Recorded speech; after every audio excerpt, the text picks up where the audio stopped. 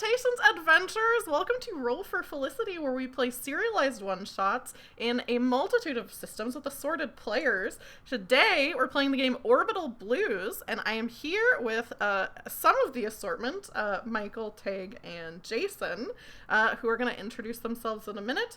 But if you're new here, my name is Taylor. I use she, her pronouns, and I'm the person who's running the game tonight. Also, usually the person who's running one-shots on stream, storyteller, GM, etc., etc. And also, usually when I do a one-shot, I'll start with an icebreaker question. The icebreaker question for this stream is, if you were in a piece of media and you had a theme song associated with you, what would the theme song be? For myself, I picked the song I'm Only Sleeping by the Beatles, which is very on the nose, but I have a hard time falling asleep, and I sleep in a lot, which is a consistent defining characteristic through all my life. So, you know, not that exciting, but something that is true of me. So that's my answer.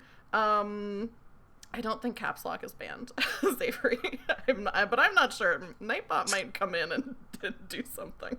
But I'll throw it over to my players so they can introduce themselves. And this time we're going to start with Jason. Do you want to introduce yourself to everybody? Hello, I'm Jason. My pronouns are he, him. Today I'll be playing Graham Adagio. This is my something stream on Taylor's stream. I love being here. It's always super fun. And I'm really excited to be playing with these guests we have today. My theme song, if I had to have a theme song in a piece of media, is going to be Nolita Fairy Tale by Vanessa Carlton, which is her first single off her third album, as everyone knows. And, you know, it's not her most popular song, and it's probably not even my favorite one of her songs, but her most popular song, 1,000 Miles, was my theme song in high school. At the time, okay. I would play it in my pocket when I was walking around. So it was like literally my theme song. Your theme song. Holy shit. Yeah. Now, at the time, I only had a Motorola Razr, so I essentially had to jailbreak this thing so that it could play full MP3 files so that I could do this. Now, 1,000 Miles off her first album, very much a song about innocence, love. It's got a certain naivety to it. And then by the time you get to her third album and you get hit with Nolita Fairy Tale, she no longer has that naivety, but the song is about seeing the world for what it really is and still being able to find like wonder and joy in it and all of that. And that's probably where I'm at now. So it's a really beautiful song. Vanessa Carlton's a great artist, underrated. She has a lot of songs. You should all listen to her. Every time I play with you, Jason, I learn something new, I feel like. Mostly about you, but... Sometimes about other things. Tag, do you want to introduce yourself to everybody? Sure. I'm Tag. I use they, them pronouns. I, too, have been on Taylor's stream a bunch of times. Not since February, I recently found out. So it's been a minute. Yeah. Yeah. Let's see here. Today, I'll be playing Kennedy Valentine. And I thought of a song that's sort of a cheater answer for me if I had a theme song as a character in a piece of media, just because I've been saying it for years. The song Raven in the Storm by John Gorka, because I'm basically an old man and I listen to a lot of folk music. And the singer described it in a live show I saw once as being sort of like Leonard Cohen meets the Wolfman, and that's a vibe I'm very into. So that's mine. And then last but certainly not least, Michael, do you want to introduce yourself to everybody? I can be least, it's okay. But you're not. Yeah. Oh, okay. That's me. No. We're not. There's no least. Terrible vibes to start. We're all equally shitty. It's fine. All right. I'm Michael. I'm Michael Mayer Saltzman. My pronouns are he, him. I'm playing Mouse today. And my forgot to think about this before the stream, so I'm just being honest. But I did actually put a little thought of it, and I think Roundabout by Yes. And I'm not a JoJo's fan. I want to be very clear about that. I've loved this song since I was like 5 years old. The song Roundabout by Yes. It's I like its energy a lot. It feels close to my heart, and I like that it's both very meaningful and like a little profound feeling, but actually it's also like really, like if you listen to it closely, it's like really silly and stupid, and that feels right for me. Love that. You're like, oh yeah, that's really smart. Wait, no, that's dumb. That feels like that feels like knowing me. Yeah. So yeah, there you go. Perfect introductions from everybody. The reason why that's our icebreaker question is because the game that we're playing today, Orbital Blues, has a very strong like musical mechanic to it. Not even mechanic, but like vibe. All of the characters are encouraged to have like a signature song that the players think of when like they're making the characters. It's based on media that often has like songs that are really important to it. Things like Cowboy Bebop, or, you know, even like Star Wars or Firefly. All of those things have like music as a big part of like what makes them what they are. You'll notice there's no music playing right now on stream, and that's because all the songs we would want to play are I would get copyright claimed for. So we found a clever workaround for anyone who would like for there to be music. We have a Spotify playlist that is the mood of the one shot and includes the signature songs for the characters, and then also like music that we felt like would like fit with like the theme of the characters and the game and the one shot. So if you want to have that going on Spotify while we're playing, that would be great. But also you don't have to if you think that would be overwhelming. Just a little extra thing you can do.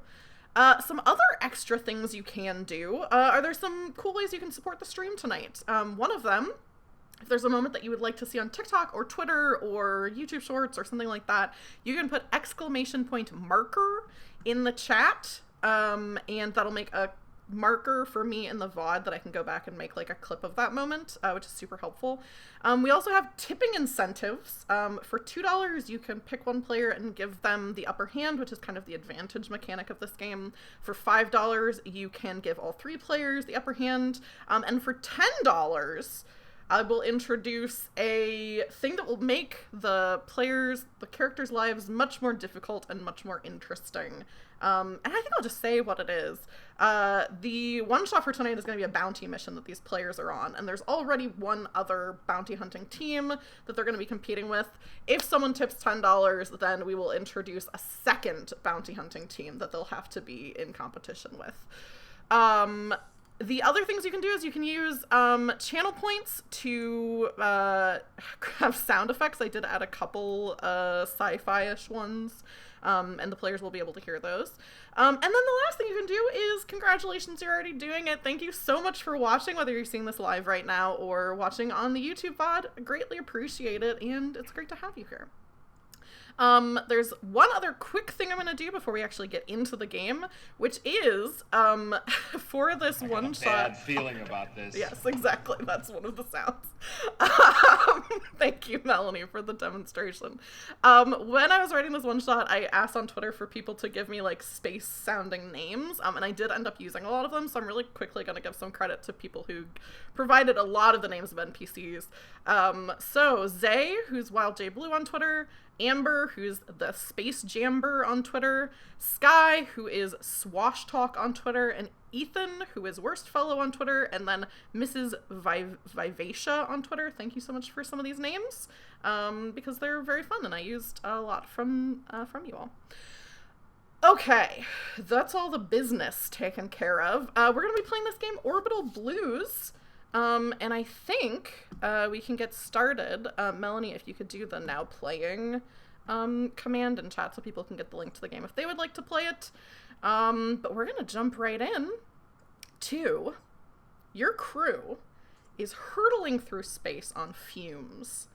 One may wonder why you're hurtling if you don't have that much fuel. In fact, one may wonder why you're hurtling at all when you're getting into landing distance of your destination of Anchorway Station, a luxurious satellite spa resort where your 2 marks are holed up. One might wonder, but 3 of you know.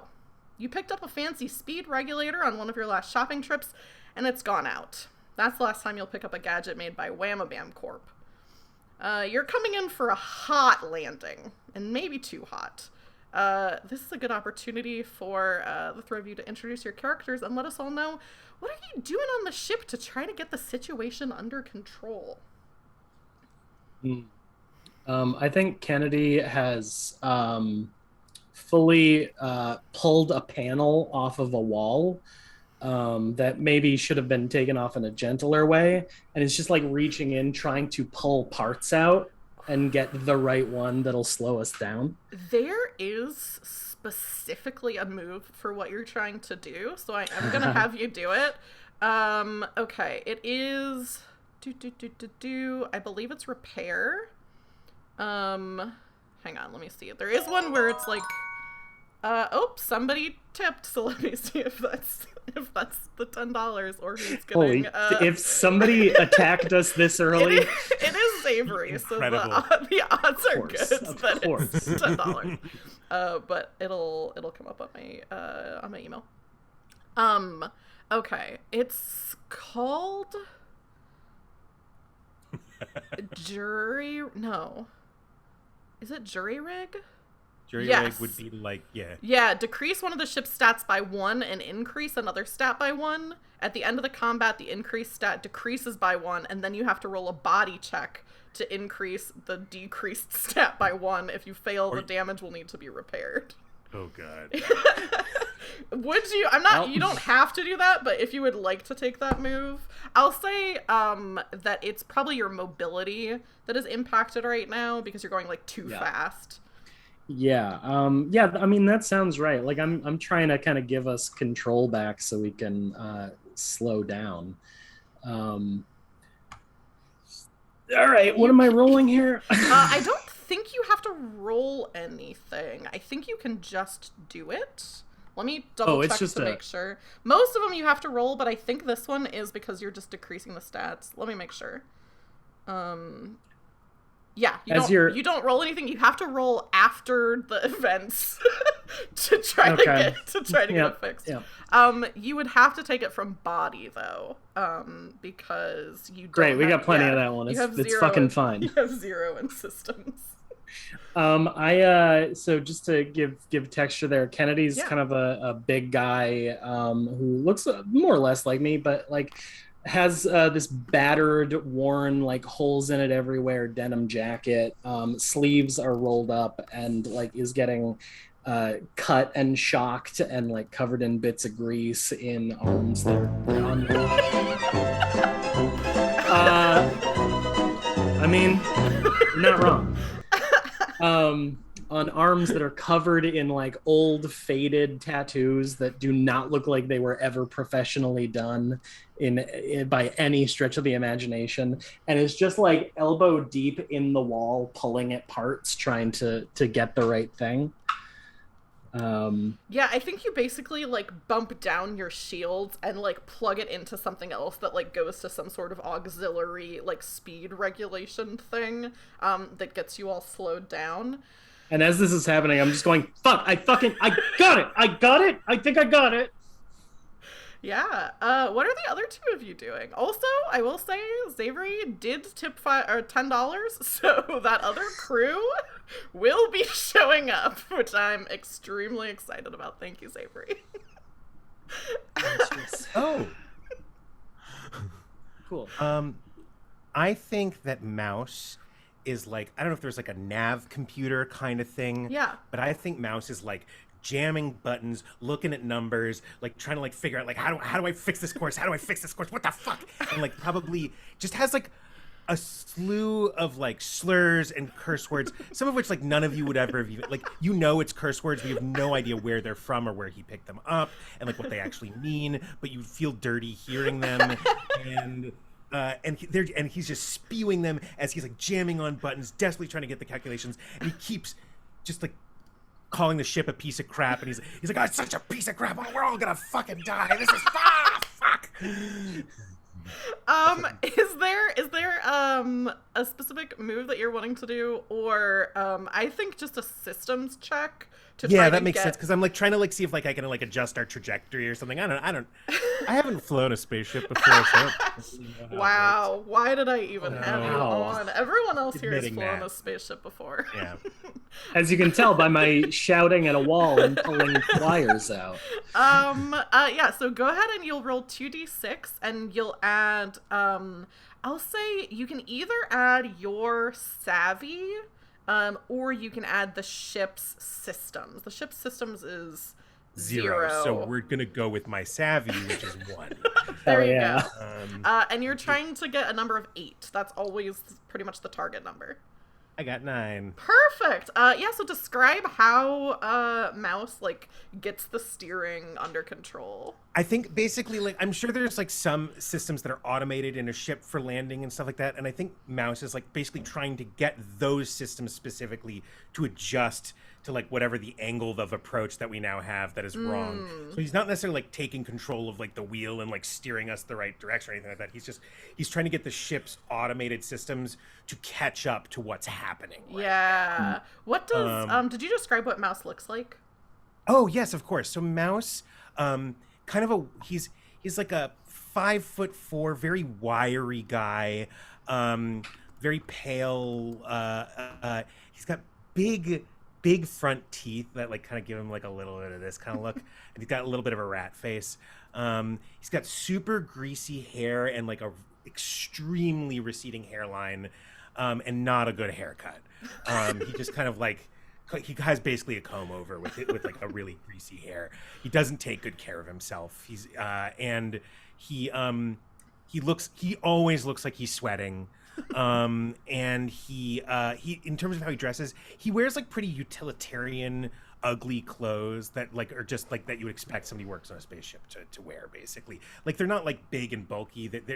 But they have enough pockets for all the things he needs. He just cares about being able to do what he needs to do. He doesn't give a shit what people think about him.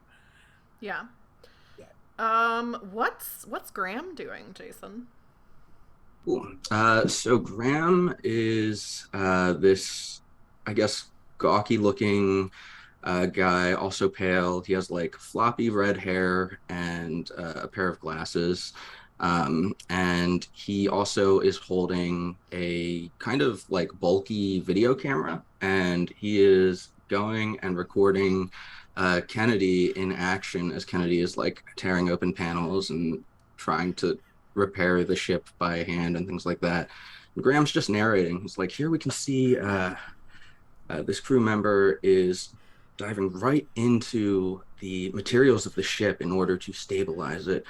Kennedy, can you tell me a little bit about what you're doing here? And as you ask that, I like try and wipe some sweat off my forehead, just streaking grease across my face. And I'm just like, Graham, I keep telling you that look, when you start cutting stuff together, it's going to be great, right? The movie's going to be great. But if you don't get that fucking camera out of my face right now, I am going to make you eat it. Let's go check over on the Mouse. I think the second Mouse hears that, he just like shoots you like a death stare. He's like, yeah, you want to check on me? You want to fucking check on me right now, Graham? Does that seem like the thing to do? And then I turn the camera towards myself. I'm like, now normally I wouldn't insert myself into the footage like this, but it seems like everyone else is too busy to describe what they're doing. Graham, can you pull that lever over there, please? If I have to be a part of saving the ship, and it goes into the movie, I will do that. You know what? At least if we crash, you'll die. As Mouse says that, there's a little, what do you think the alert on the ship sounds like when you're getting like hailed by another ship? Oh, that's a good question. I think it's this is a pretty old ship. I don't think it's like a polished like AI voice. I think it's just like a sound, like a chime kind of thing. Yeah. You hear this chime that you are being hailed by another ship. Oh, good. Hey, great. Good. I'd love to talk to somebody. Good. The that's other perfect. two are busy. Yes, thank It'd be you. like a quiz show buzzer sound effect kind of thing. Like it's really not pleasant. Yeah. Yeah, Graham, did you say you're gonna get it? Yeah. I'm gonna be Um, like, hello, this is the paper crane. you get it, and you actually recognize the person who's hailing. It's like a video. I don't know if your ship has the capacity for video or not. This other ship does. So you get this little video. Graham, you see it's your ex-girlfriend, Claudia Patel, who's an Indian woman with like kind of a curly page boy haircut. She's wearing a leather jacket with a patch on it for her current crew, which is like a bright red bleeding heart. She sees that Cool. it's you. Well, do you think your ship broadcasts video? Do you think your ship has the capacity to broadcast Yeah, I video? think it Yeah, broadcasts I think video. so. I think it's a little grainier than we want it to be. Yeah. So she sees this grainy image, and kind of starts for a second. She says, "Oh, Graham, okay. That changes what I was gonna say a little bit. I'm assuming that you're here for the bounty." I think you have the wrong ship, and I hang up. Right answer. I should say Graham is also wearing a vest with a patch on it, but this is the patch of the current crew that we are a part of. Yeah. I'm like, guys, sorry that maybe they could have helped. Maybe I should call back. It's just Don't that, call that back. was- Don't ever call back. Don't ever call back. Okay, all right, let's play it cool. If they call again, we'll let it. How many times should I let it ring? It's already this buzz is already happening Just again. three chimes, 3 buzzes. It's gonna go to video mail if you let it go longer than that. So yeah. All right, and then I pick up again. Oh, Claudia, hey. Hey, Graham. I'm only calling back for your own good because I have a vested interest in you succeeding. Don't even bother trying to get this bounty picked up. Like, it's really out of your league. Whoa, I don't know about that. The crew I'm with now is really cool and We're great. badass. Yeah. Hey, sorry. That's Mouse. It was what? Claudia, was it? Sorry, we've basically got this thing sewn up already. I'm like still plugging a thing into another thing. You understand that you're talking to 3 people who are maybe about to die right now? But only because we're not about to fucking die. You've got to stop saying that. She kind of like rolls her eyes and she's like, okay, this is, like I said, monetarily, Graham, I really only want the best for you. Right. Yeah, because you want my film to succeed, and I appreciate that and everything you've done for me. Even though we haven't seen each other in a while. But I think for the film to succeed, we're gonna patch up the spaceship and then go get the bounty. It's gonna make for a really good climax, I think. So yeah, don't worry about us. Okay, I can't say I didn't warn you. And this time she hangs up. What is her problem? She doesn't even know us. That's fucked up. That's messed up. Oh, Yeah. shit. Hang on. I'll say with the successful check and the reconfiguring of the ship, you've got it under control. You're able to land where you're supposed to land. The place that you're headed is called Anchorway Station, and as you're coming up on it, it's this greenish kind of metallic ball with these like enclosed platforms kind of coming off of it in different spots. The shape that I could compare it to, there must be a name for what this is, but it's kind of like how the sweet tart balls have kind of like a flat thing around like the does anyone? I don't know if anyone else knows what I'm talking about. Okay. It's like, it's not quite pill shaped, but it has like kind of flat sides, and that's where most of the things are coming off of. Sure, like it's like Thought if I knew what if I was picturing, and I have no idea. like I'm Maybe I thinking didn't like help. if a okay so like a ball, but then like the middle part is just like this a round flat strip Yes. kind of thing. Yeah. Like a seam, basically. There's like a Yeah. flatter seam around the edge of Oh, it. like a little ring around it, like a belt. Yes, like a belt. Yeah. It's not disconnected, but like it's Right. attached to it. Yeah, okay. Attached to it. Yeah, okay, I got it. Yeah. So that's what it looks like. And as you're coming in, there's kind of I think there's like a thing that's coming up on your screen that's like from Anchorway Station that's like bloop directing you to like where, like which hangar to go to. And I'll also say at this point. I'm so sorry. Tears for Fears started playing on the playlist for me at this point, and that's incredible. Yeah. Why am I not listening to it? I need to be listening. Oh, yeah. Listen to it. Okay, so I will also tell you now more specifics about the bounty that you have, because previous to your ship almost, crashing, you had picked up this bounty because you were close enough to Anchorway Station for it to go to you. I'm going to put it in chat for you all so you can read it as well, but I'll also, of course, read it out loud. The alert said, new bounty wanted for corporate espionage. Ted Fission and Ted Fusion, disgruntled ex-employees of IntelliCorp. Last seen staying at the Exodian Rex on Anchorway Station. Bounty, 100,000 credits alive. And there's a little asterisk after alive. And below that it says, in the event that both Ted Fission and Ted Fusion have passed away from natural causes, IntelliCorp extends our condolences to their next of kin.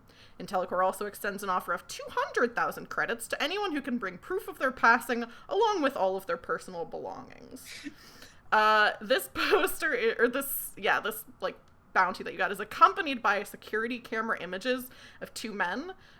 They're both dressed in lab coats. The one scientist is black. He's kind of on the shorter side, has a very slim build with a cybernetic arm. The other scientist is white. He's taller, has a hefty build, almost bald with a mustache and glasses. And it's like, security cam, like kind of grainy, but you can tell who these two people are. We lost Michael. Oh no. Hang on one second, Ted. Let me go to a break screen for 1 second so that it's not crazy for everyone. Felicitations, everyone. We're back. We had some tech issues, but we're back here now and we're ready to keep going. I think the last thing that I did was let you all know the specifics of the bounty that you were given, which Tig did ask a clarifying question while we were taking a quick break, and noted, which this is a correct note, that the bounty is technically more if the Teds are brought back dead. And such careful wording to avoid hiring assassins. Exactly. So that's really what you're dealing with here, and any of you would understand that, having worked in the business for a while. Hiring a hit on someone is illegal. Right. So this is very careful. Dreamy, there's going to be art on stream. It's just not up yet, but at a certain point there will be. But yeah, so technically worth more dead than alive. Will you repost it in our chat? Just because I don't have the previous chat messages, because my computer hates me. It happens. It's because I yelled at a machine in the game. That's why. It was like, oh yeah. Do you think that's okay? Yeah, well, solidarity. Guess what? Cool. Yeah. So there's that in chat now. But you are all, I'll repost the lines and veils in there too so you can see them. Yeah, but you are getting into Anchorway Station, and this little thing comes up on your screen that's basically directing you to the correct hangar that you're supposed to be going to. Because you would definitely notice that there's a really nice hangar that's the guests of Anchorway Station, because this is a spa/resort, and they're directing you to go back into basically where deliveries and loading dock and where employees park their ships and that kind of thing. Is there any conversation that you're having as you're about to dock? I think I'm saying okay, look. I said we were going to be fine. We're fine. The ship didn't fall apart mostly, and all the parts that did come off, I'm pretty sure we can put back on. So you took them off. So yeah. And so I now I know how to put them back on. We're fine. So this is all working out. Don't worry about it. Graham, I swear. I'm just staring directly into camera.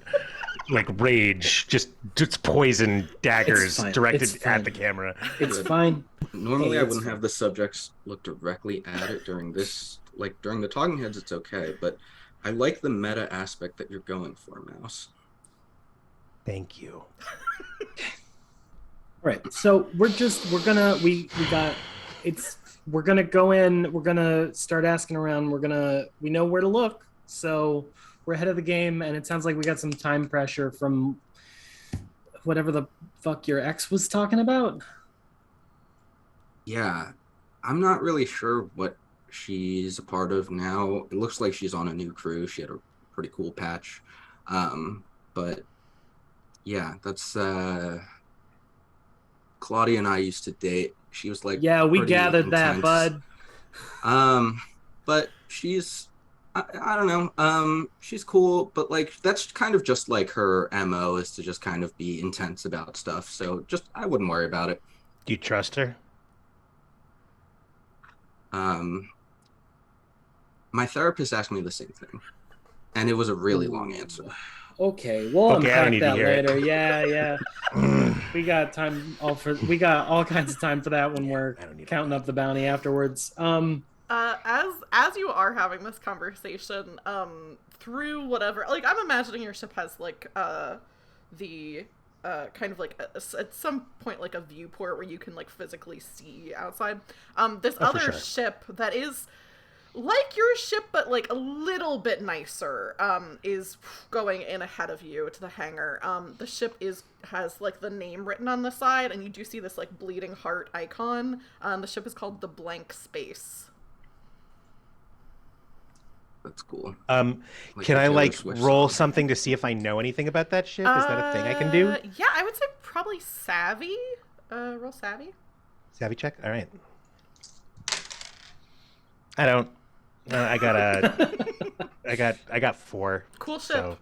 Looks like Oh a no, cool 5, ship. but still. Yeah. Yeah. Doesn't really have a reputation that you know Reputation, another Taylor Swift reference. of. Another Taylor You know, I just heard that this ship releases so many carbon emissions. I knew you were gonna do that. Yeah, this ship looks Unavoidable. terrible for the environment. But yeah, it is like already ahead of you, like going into the docking bay. Okay, well, we were here first. That's rude. If we see Claudia, can you warn me if you just spot her? I don't. All right, you want like a special signal or something? Yeah. What should we do? Want to do like a claw? Because Claudia. Yeah. Like if you're a little distance away, do you want like a bird call or something? What do you want? Don't. Yeah, claw for close eyesight, bird signal, bird call if it's distant. Birds What kind also of bird? have claws. Like A woodcock, or also known Right. as a timberdoodle.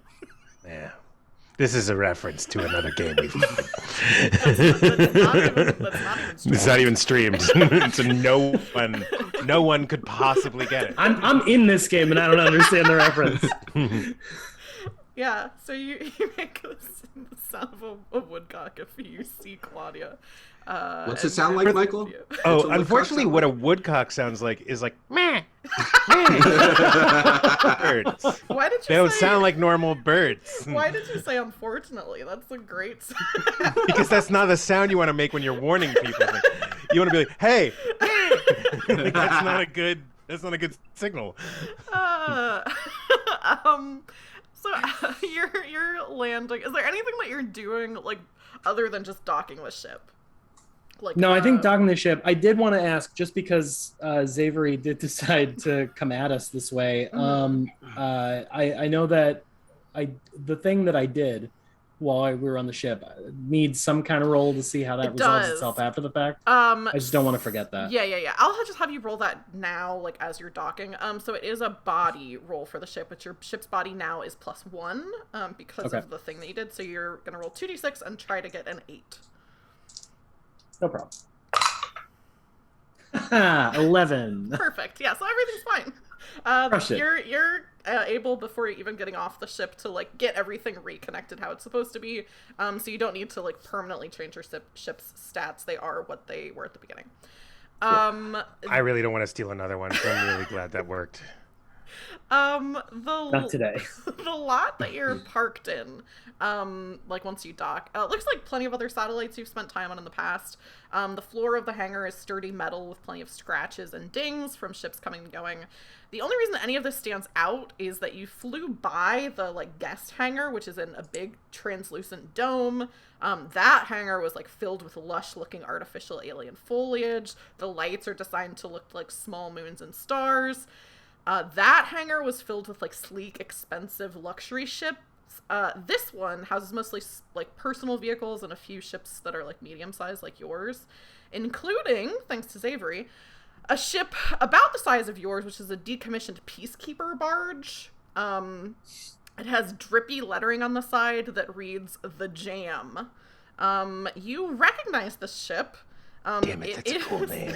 That is a good name. I was like, I hate them, but I also want to be I them. can't help but respect them. Damn it. Mouse, you may especially hate this ship. It's owned by one of your biggest competitors, who is a bounty hunter known as Toast. And you know that the crew often works for the Red Lagoon. Oh, I don't like that fucking ship at all. This is bad. I get, in that case, when I see this ship, I get like super tense. Like I lock up a little bit. And I'm like, guys, we need to be careful. This job's already feeling like bad news. Yeah, look, they all feel like that. It's gonna be all right. It's a great line to cut on. Thank you, Mouse. We're cutting now, right? Yeah. No, we got it.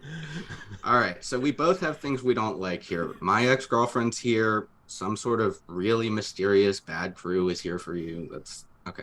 Good. I feel great about it. Let's get in there. All right, listen, I'm just gonna be very straightforward about this.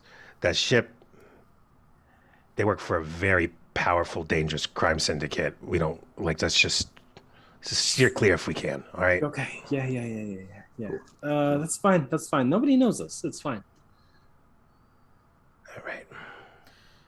The blank space also was already here. They've pretty much disembarked by the time that you all get in, parked and get your ship, fixed back up. Is there anything that you all are doing before you leave the ship?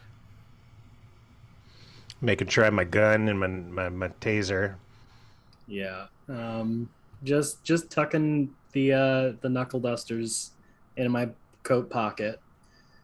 I do water my plant real quick before we go. Oh, you know what, Kennedy? Actually, give me an observation check. Ooh, I don't remember how that works. 2d6, and you don't add anything to it. It's not associated with the stat. That's going to be an 8. You, as you're kind of like going around and like trying to fix stuff, you notice the crew of the blank space disembarking, and you notice someone that you haven't seen in a long time, whose name is Lucky Barnabas, who was he's just a guy in a cowboy hat, but you recognize him from your old crew, like from when you were like a teenager. Damn. This is on the same crew as Claudia. Yeah. I would like to quietly hate that, and I'm gonna keep that shit to myself because these two are already real tense. Yep, I'm just gonna go ahead and deal with that internally for now. Yeah, Mouse, since we both have people we don't want to see, just the two of us, why don't we make sure that we're walking Only you fast. and me, that's weird. Yeah, we gotta walk fast, faces pass, homebound. Wait, are you directing me right now? Oh, I told you not to do that. I told you. Mouse, he's just trying to keep your heads down. One. I don't want to be told what to do. 2, it affects the integrity of your documentary if you direct me. That is you understand true. that, right? I get that note Get that, a lot. right? Your job. Yeah, If you interfere with me in that way, people are going to question the validity of your subject. I know. You're right. Okay, if I were watching this and I found out that happened, I'd be like, oh, this film's bullshit. I didn't get to go to film Think school. about it. I know. Yeah, I know. I know trying to you help. know. I'm trying to help. I appreciate that, Mouse. Thank you. But yeah, Okay. let's go. Cool. You get off the ship, and there's some like employees who are here who are in, I think blue jumpsuits, I believe, is what I wrote that they were wearing.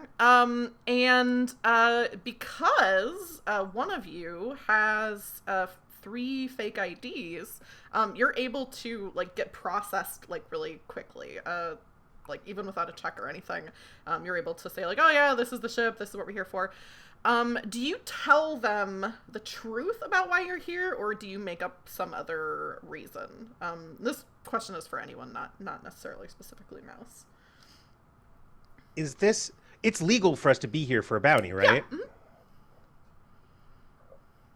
I don't think it would occur to me to lie about that. I'll ask a second question. Actually, no, I don't even need to ask that because you have the fake IDs. So yeah, you're good to go. You're like, oh yeah, we're here for a bounty. 2 other bounty crews you know are ahead of you. So like the employees just kind of are like, oh yeah, we know there's like somebody here. They do specify that you not bother any of the other guests.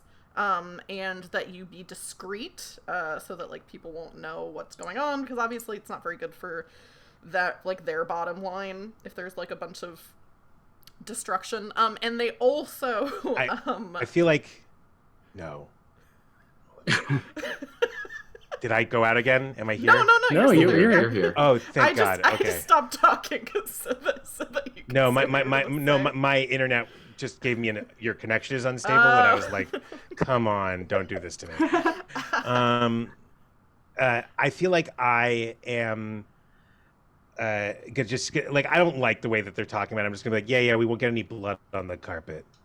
I think the employee that you're talking to says, well, just in the case that you do get blood on the carpet, we are going to need a credit card on file so that we can charge you for any damages that might take place while you're here on the Anchorway Station.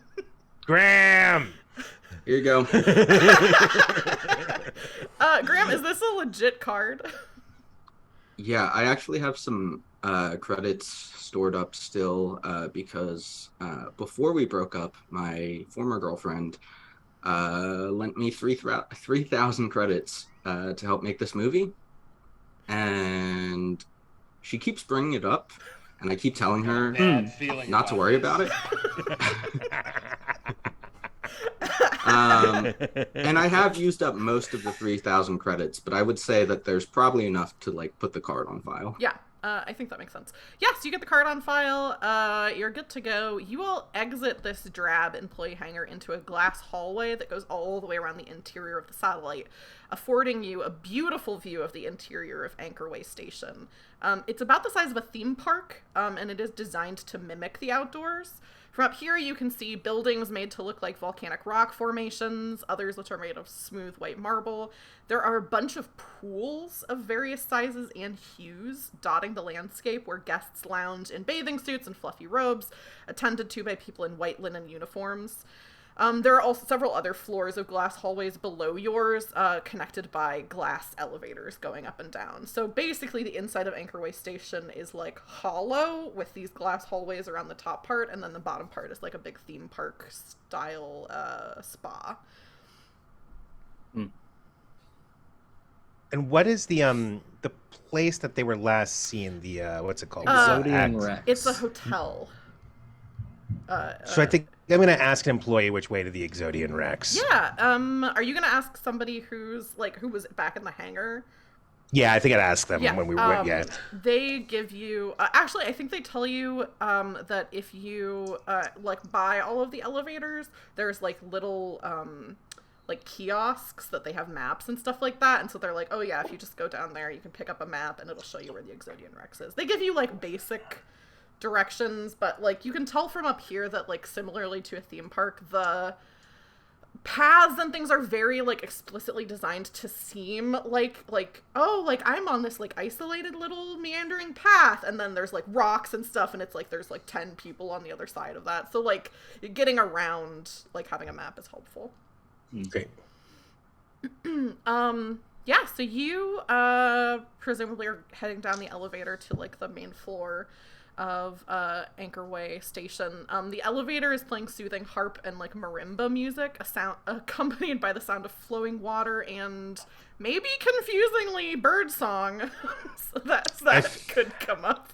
I feel like if there's any rhythm to it whatsoever, Mouse is like reluctantly going like like not even realizing he's doing it, just kind of like into it a little bit. There's a soft feminine voice that announces each floor as well as the amenities found there. Floor 16, fueling station, Pogmark's fine dining, parking hangars Quark through Blurb. Floor 15, Anchorway gift shop, parking hangars Bloomblap through Wrinkle. The elevator takes you down to the ground floor where the voice announces, "Welcome to Anchorway Station. Take a load off on Anchorway." The elevator doors open, and you're embraced by warm, slightly humid air that smells of eucalyptus and lavender. And you've arrived in Anchorway Station proper. This place is fucking nice. I do not like it here. Can we just go quick? Yeah. Yeah, there is a little kiosk that you can pick up a map from. Mm-hmm. Well, right, let's see. All right. So over here, that's Tomorrowland. That's The fuck is Epcot? Yeah, this is secretly Disney. Don't sue me. It's not Disney. It's nothing like Disney. Let's all sing "Don't Sue Me" to the tune of Hakuna Matata. Let's not. Yeah, so are you all just making your way straight to Exodian Rex? Is there anything that you're like trying to talk to people on the way or scope anything out? I think I want to beeline there, but assuming that my team is on board with that. But I would like to roll what I believe is an observation check to try and spot anybody who's acting funny about our presence or acting a little dodgy or anything like that. Yeah, that is an observation check. So 2d6. And I have you have advantage. I have the trait. It's all in the details, which means I get to roll this with upper hand. Yes. So you would roll 3d6 and take the 2 highest, which I'm explaining also for the benefit of people who haven't played this game before. Great. I also needed to have it explained, so thank you. 9 is the answer. Perfect. Yeah. So 8 is what you're aiming for. Nice. So you're looking for people who seem like they think like not just like the standard like, hey, who's that, but like somebody who seems like they're tracking us a little bit. Taking note, maybe nervous, that kind of thing. Yeah. I definitely think that the employee who's at like who you get the map from, who's like at that little kiosk, you see their name tag says Dunkel Hopper, and then below that the pronouns they them because it's a little name tag. They're a very tall tan person. They're wearing all white linen, which is what all the employees that are like work in the place. They do seem like maybe a little anxious, but also like I don't think Mouse talked to them or anything. You just got the map. They kind of are giving you the thing of like when someone's very interested in what you're doing, like so a little bit nervous, but also like interested. Interesting. Okay. I'm gonna go up to them. I'm just gonna be like, listen, you know why we're here? I assume you're here to take advantage of the many amenities at Anchorway Station. Why do you think we're really here? Do I look like I go to Anchorway Station for the amenities? They nod, but you can tell they don't think that you do. But of course, that's very polite. It wouldn't be appropriate for them to say. Right, let me fill that in for you. Maybe I look like I could use them, but I don't look like the kind of person who does. Um, we're looking. Do I have the images of the people? I think you can. Yeah, it would make sense as if you're looking for them, either you can either have a little digital thing, or if you just want to have a printout. Yeah, yes, a dot matrix printout. Yeah. I would love to know if that. I apologize for the pixelation because our printer's not great. I would love to know if you have seen either of these gentlemen. I feel like this is a savvy roll, maybe. Sure. To see, yeah.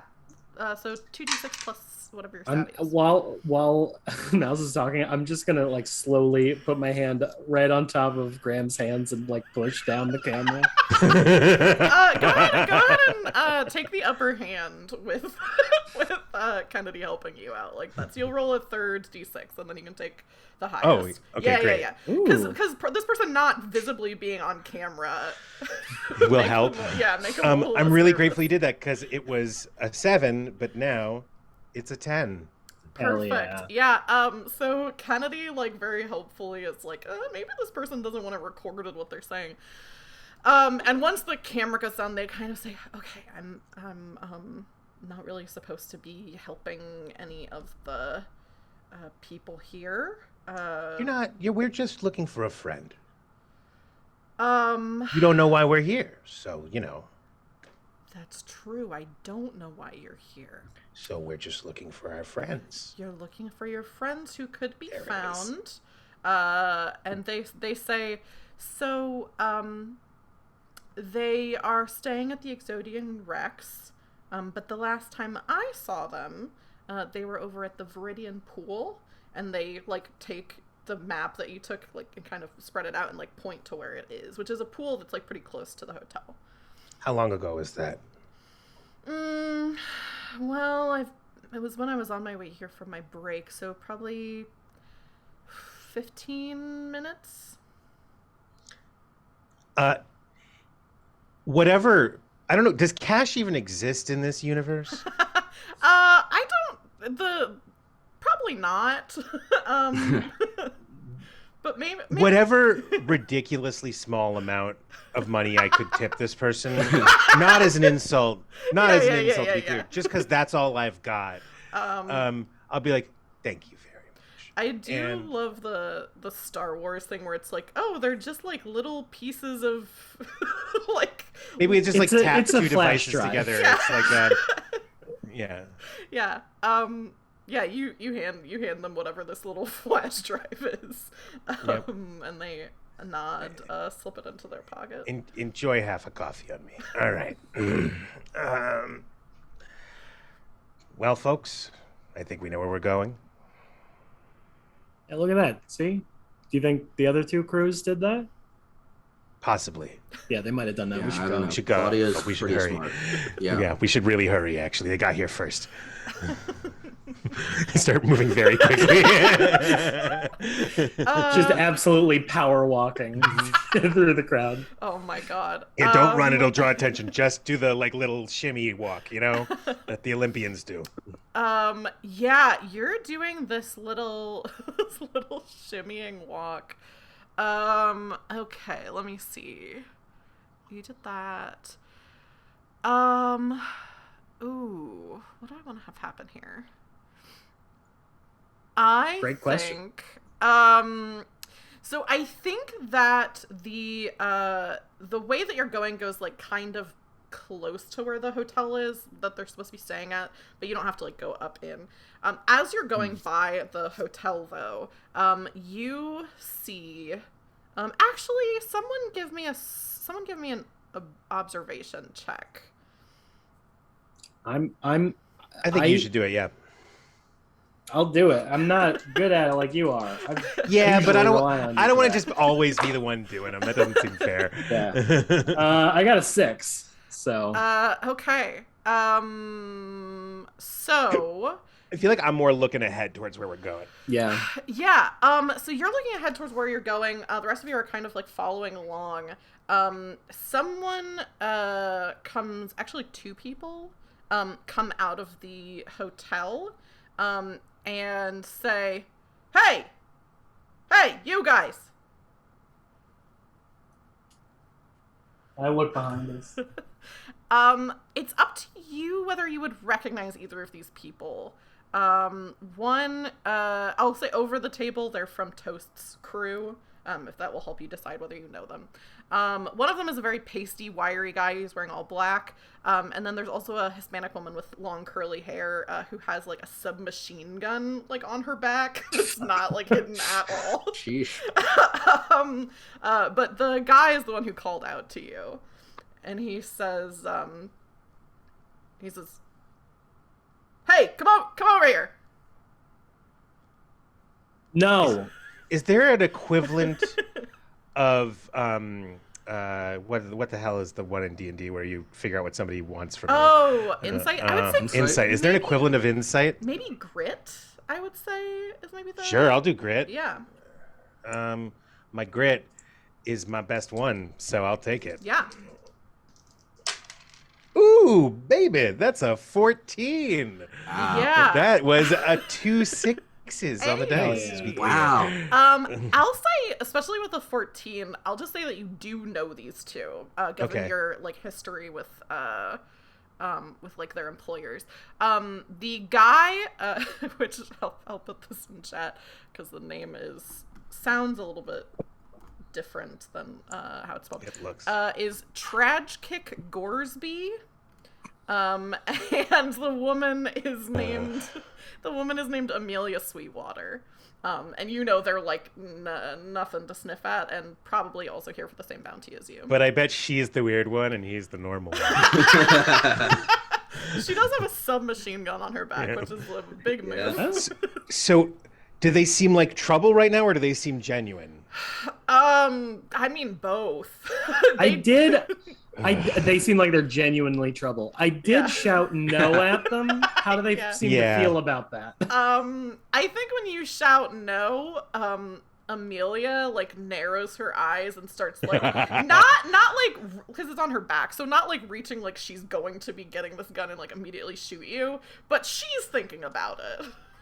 Okay, good talk. Have a good one. I hope you have a good credit card on file.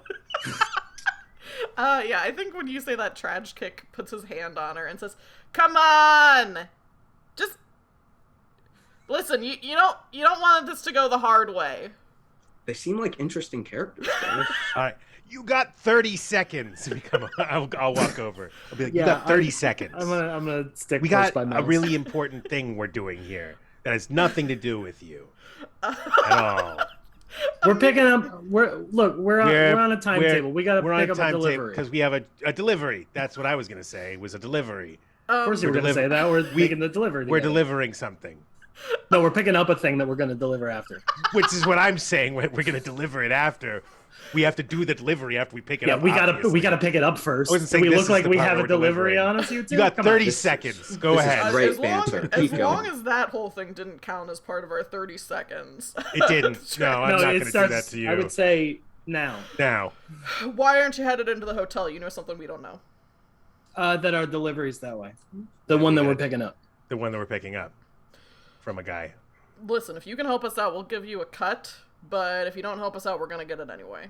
Let's say I knew what the fuck you were talking about for a second, and that's just like I'm just hypothetical here. Why on earth would I take a cut of something that I know more about than you?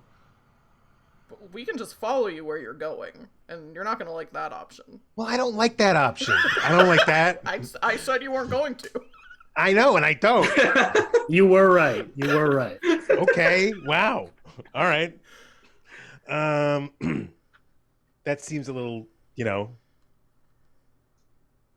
ethically questionable, I guess is all I'm saying. It's fine. It's fine. Don't worry about it. All right.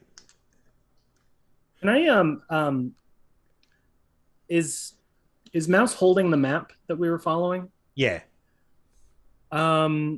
Can I take a quick little glance at the map and see the name of any different hotels on there? Ooh, yes. I think give me I think this would be probably observation. Well, maybe savvy. I don't know. I could see it being observation or savvy. Same roll either way. Oh, okay. I think it'll probably be against the odds since you're not holding the map. So you'll roll 3d6 and take the lower. I rolled so fucking well though. That is a 9. Yeah, Nice. you're going for an 8, so that succeeds. Tag, do you want to give me the name of another hotel? It will canonically be on the map. Yeah. And remember, it's got to have a crazy name. Yep, I got it. And I just kind of lean in conspiratorially, and I'm like, okay, look, we know that on the bounty it says that we're over in that one, but that's just like with the information they tell everybody, right? Mm-hmm. So we heard that they actually moved because they saw the bounty out on them, right? And they're staying in the Big Fat Corsair. Very good. I think this is a. I'm gonna try and play into this too, and I'm gonna add on and be like, I can't believe you told them that. Come on, man. Like, what are you doing? If we can, We're not on the same team. I know we're not. Don't tell them that. You've seen our ship. We barely docked. Yeah, give me a savvy roll with the upper hand. Thank you so much for that assist. You're welcome. That is an 8 on the die. I love that you're just filming all of this. I just keep looking at Jason, just going like that. Yeah, so you say that. I think Amelia like snatches the map out of Mouse's hand. Okay, and, well, we wanted that. I'm gonna give it back. Calm down. She kind of. You just asked for it. You didn't have to snatch it. If we can get like an over-the-shoulder shot for this, You can just probably so- set that up, bud. Just so get you know, your- he's not right, doing your any. He's submachine just doing gun. an art thing. It's an art thing. In Don't. the frame, it's gonna be so good. You look so badass, and it's just this part of your body. Amelia's like, yeah, you can go ahead and get an over the shoulder shot. You want to come back around? Yeah, this looks sick. You're into this? You said it's an art thing. I'm a lover of the arts. All right. Yeah, all right, yeah. See, Sure. Do you want an artist? do I want one? I'm sorry. Are you offering them him? What are you doing right now? I was making a joke. Just can you look at the map? You're kind of Oh, messing okay. up the shot right now. I'll step back then, I guess. Your shadow is kind of on the map, and that can't be. She looks over her shoulder at you, Graham, and she's like, "You don't want his shadow. You don't want his shadow on the map, right?" If his shadow's edge crosses over the Big Fat Corsair, that might be good. What if I'm I gonna just- stand here, and then that's just how that is gonna have to work out for everybody. I'm okay. Hey, Graham, you need like a boom op or anything here? My camera's gonna Shut mic up! What are you open. doing right now? We are on a timetable. She's moving her finger like very cinematically on the map. Oh my and, like, God. This is taps so on good. the- Oh, we're gonna put so much stuff in Come post. There's gonna be on. like a little trail going around the map when we fix this. Oh, so good. I'm in my head just going like, "But they're buying it, so actually this is good. This is good, actually." She hands the map back to Mouse very like pointedly, and she was like, "I told you I was gonna give it back to you." Yeah, I knew you were gonna. I mean, what? I didn't think you were gonna steal the map. There's kiosks everywhere. I don't know why you don't already have one. Extraordinarily weird if you'd stolen my map. Well, I guess we're headed over to the Big Fat Corsair. It's a very wide hotel. Yeah, yeah, of course. Okay, but we actually do have a delivery we have to pick up.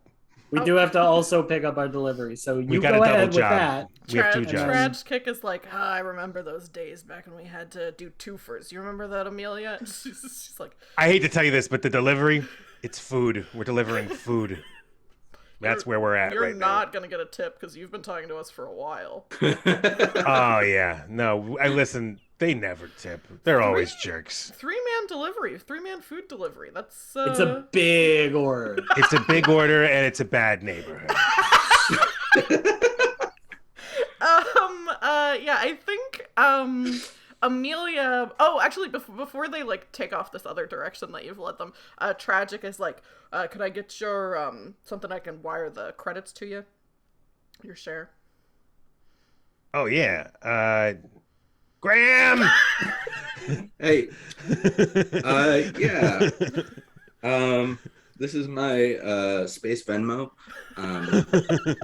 Space Just Mo. want to send it Space here. Space Mo. Do you give them a real one or a fake one? I give them a real one. I think Graham's not that savvy, but he's been around the galaxy, so he has at least a few accounts set up that Yeah. are like ostensibly fake or ostensibly Send it to the real. spam account. Yeah. And like, but they'll feed back to his bank account. There's just one layer of like, Yeah, yeah. That makes sense. Hey, Tragic Kick and wait, what was her name? Amelia. Amelia. Listen, I don't know if you saw him pull in. There's a crew here looking for the same guys. They're working for the Red Lagoon. All right. It's just like there's some serious shit. I'm gonna interrupt you. The crew you're talking to right Oh, now. that's these guys. Shit. Oh, that's them? Yeah. I thought this was the other crew. This is these shit. are Toasties. Toasty Oh, boys. I got them reversed. This is the getting Red mixed up, Lagoon. too. Oh, I'm so glad we're fucking them. Oh, good. All right. Sorry, I figured that was the thing. I completely misunderstood that. Yeah. Oh, I'm There's no so way glad this blows is back on us later. No way.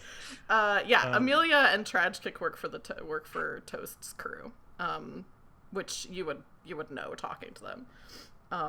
I think I'm just gonna ask them and be like, so you guys ever? I don't actually know what my home world is. My home world Probably Earth. I think. Is it? I think in this setting the default is that like the reason why there's not really aliens in this setting is because it's like everyone's basically from Earth and there's some travel to like the near. Oh, I just thought I had a bleak view of our place in the universe. Maybe. It's up to you. It doesn't have to be Earth. I think that's like kind of the vibe. No, I'll make it Earth. Like, well, then I'm not going to ask the question I was going to ask because it would be super weird to ask the question I was going to ask about the place where we're all from. Never mind. Yeah. I don't say anything else. That's it. Okay. Yeah. So they head off in like this other direction, and you two keep heading over to Viridian Pool. And I'm rolling an observation check. Are they fucking tracking us? Is there a third one somewhere else that we didn't catch tracking us right now? Yeah, roll observation with the upper hand. Nice. That is a 10. With a 10. Ooh, okay. I think you're gonna see something in 1 second. But before I tell you that, I'm gonna ask Jason something. Graham has an ability. Jason, did you want to use it while you're on Anchorway Station? Your gambit? Yeah. I'll use my gambit. Do you want to read out loud so that chat knows what your gambit is? The name of the gambit is "Heard It Through the Grapevine." The thing about Graham, I'll do his backstory now. Otherwise, it doesn't make sense. Graham was on a space field trip when he was 10 years old, and his teacher was really eclectic and had a magic space bus. And his teacher lost him, and he's been lost in space since he was 10. So he's been bouncing around from different crews and things like that ever since then. And his gambit is "Heard It Through the Grapevine," and that's just from all the places that he has traveled since he's been 10 years old and running away from or being abandoned or getting lost in space. So this move says, everything and everyone, once per arc, roll a savvy check to discover something advantageous about the crew's current predicament. You roll with upper hand on all checks to gather rumors or obtain suppressed information. Yeah, so if you don't have to do that savvy check now, but it would make sense for where you're about to be. So if you want to roll that first savvy check, you can. And I believe it's with advantage, or with the upper hand, because you... So that's 3. Yeah, so 3 and take the highest 2. I also realized I think I should gain a blues Oh, yeah, I should be asking about that. Because Reluctant Vagabond, when you remember what you left behind, I feel like interacting with the Red Lagoon would absolutely bring that up for me. So, what do I do? Just just mark that you have blues. right. For that. There's also, do you want to make a blues check? Which is just you roll 2d6. If you succeed on it, you gain another blues. So for the benefit of people playing and also for chat, one of the mechanics of this game is blues, which is basically to represent the like sad backstory of our intergalactic criminals. And there's some things with your backstory that are part of your trouble that automatically just give you blues. Also, whenever something makes your character sad, like, you know, notably sad, you can roll a blues check. You gaining blues sounds bad, but mechanically is actually kind of good, because once you get to 8 blues, then you get to do like a special scene to like address whatever your trouble is, and you can gain like a new gambit, stuff like that. We might not get to 8 blues during this game because that is kind of more based for like long-term play.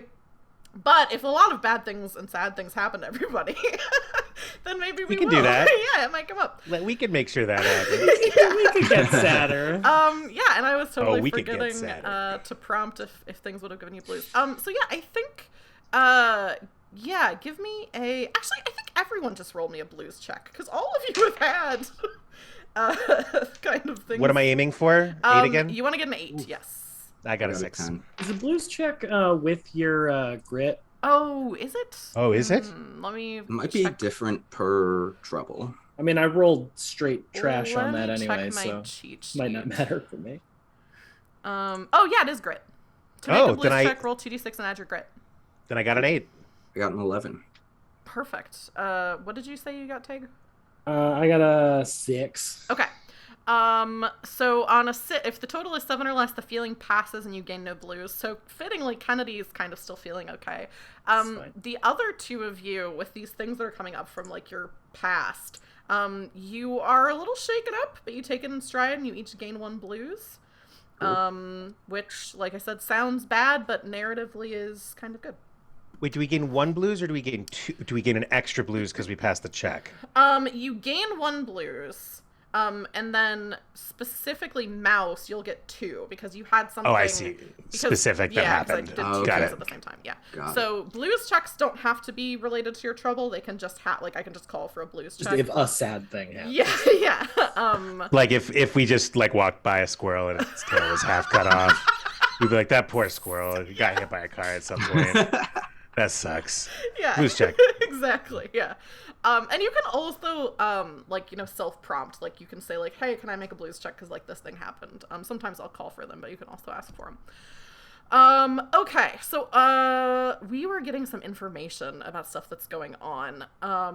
Which Yeah, I rolled a 12 on the savvy check. Damn. you asked for. perfect.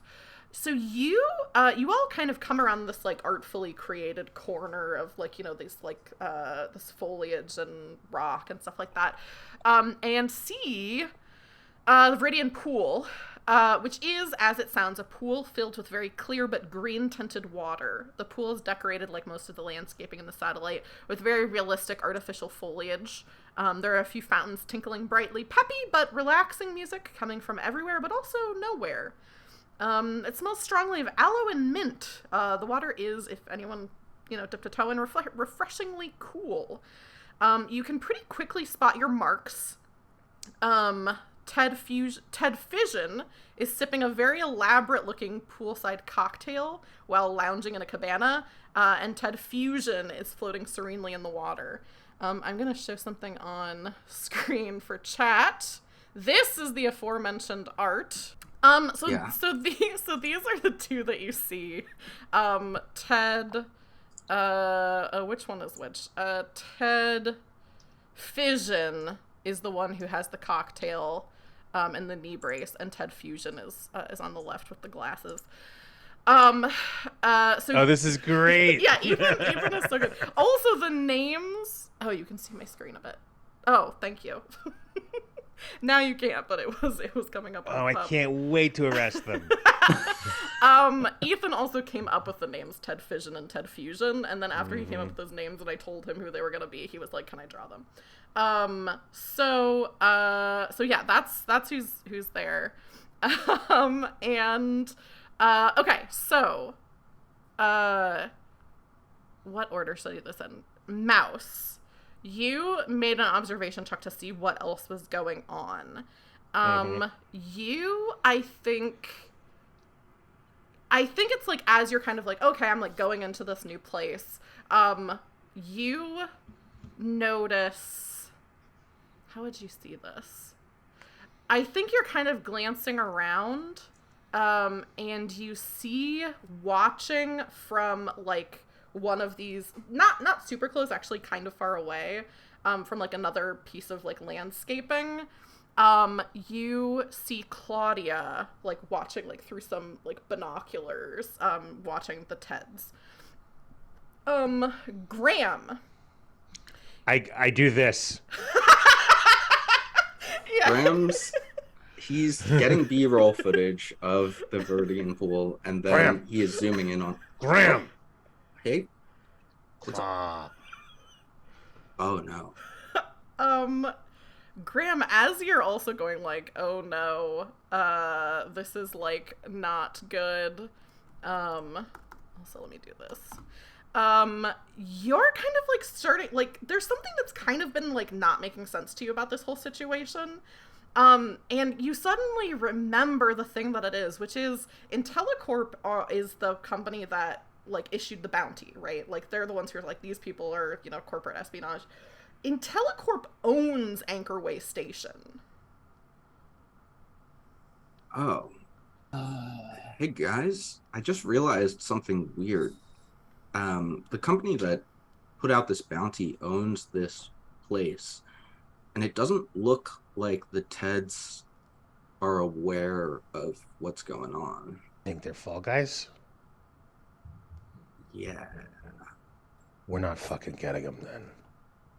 And Maybe I'm we gonna should- roll blues check I is what think I'm gonna you should do. roll a blues check. Because boy oh boy do I Oh, not damn. like boy oh boy do I not like Fall Guys for corporate espionage. Yeah. That's not Oh, I'm not into that. specific. 8 again. Yeah, get another blues. Like that was like weirdly exactly on point with what's happened with me. Yeah. And as mentioned, this one shot was written like 2 months ago, so it's just very fortuitous. This thing line up. Serendipity. Yeah. I think Kennedy's probably like, what do you mean? What do you mean we're not getting him? What the fuck are you talking about? These guys aren't. There's something wrong, is the thing. All right, here's what And- we do. Yeah, go ahead, Mouse. I'm sorry, I didn't mean to cut you off. You can go ahead. I It was seems just like you gonna had an idea. I don't have an idea. I was just going to explain that these guys are a sympathetic bounty, and they might be going through similar struggles as us, and maybe we don't want to hurt them. Hey, Yeah, no, I'm hey, not participating in some shit like this. Let me tell you. Here's Guys- what we do. We guys- go get those motherfuckers from the Toasties. Okay, we take it like we didn't set them up. We just found out that they're here while we were making up our delivery. Okay. We let them know we're here. We do what your ex is doing, and we watch from afar and see how this goes down.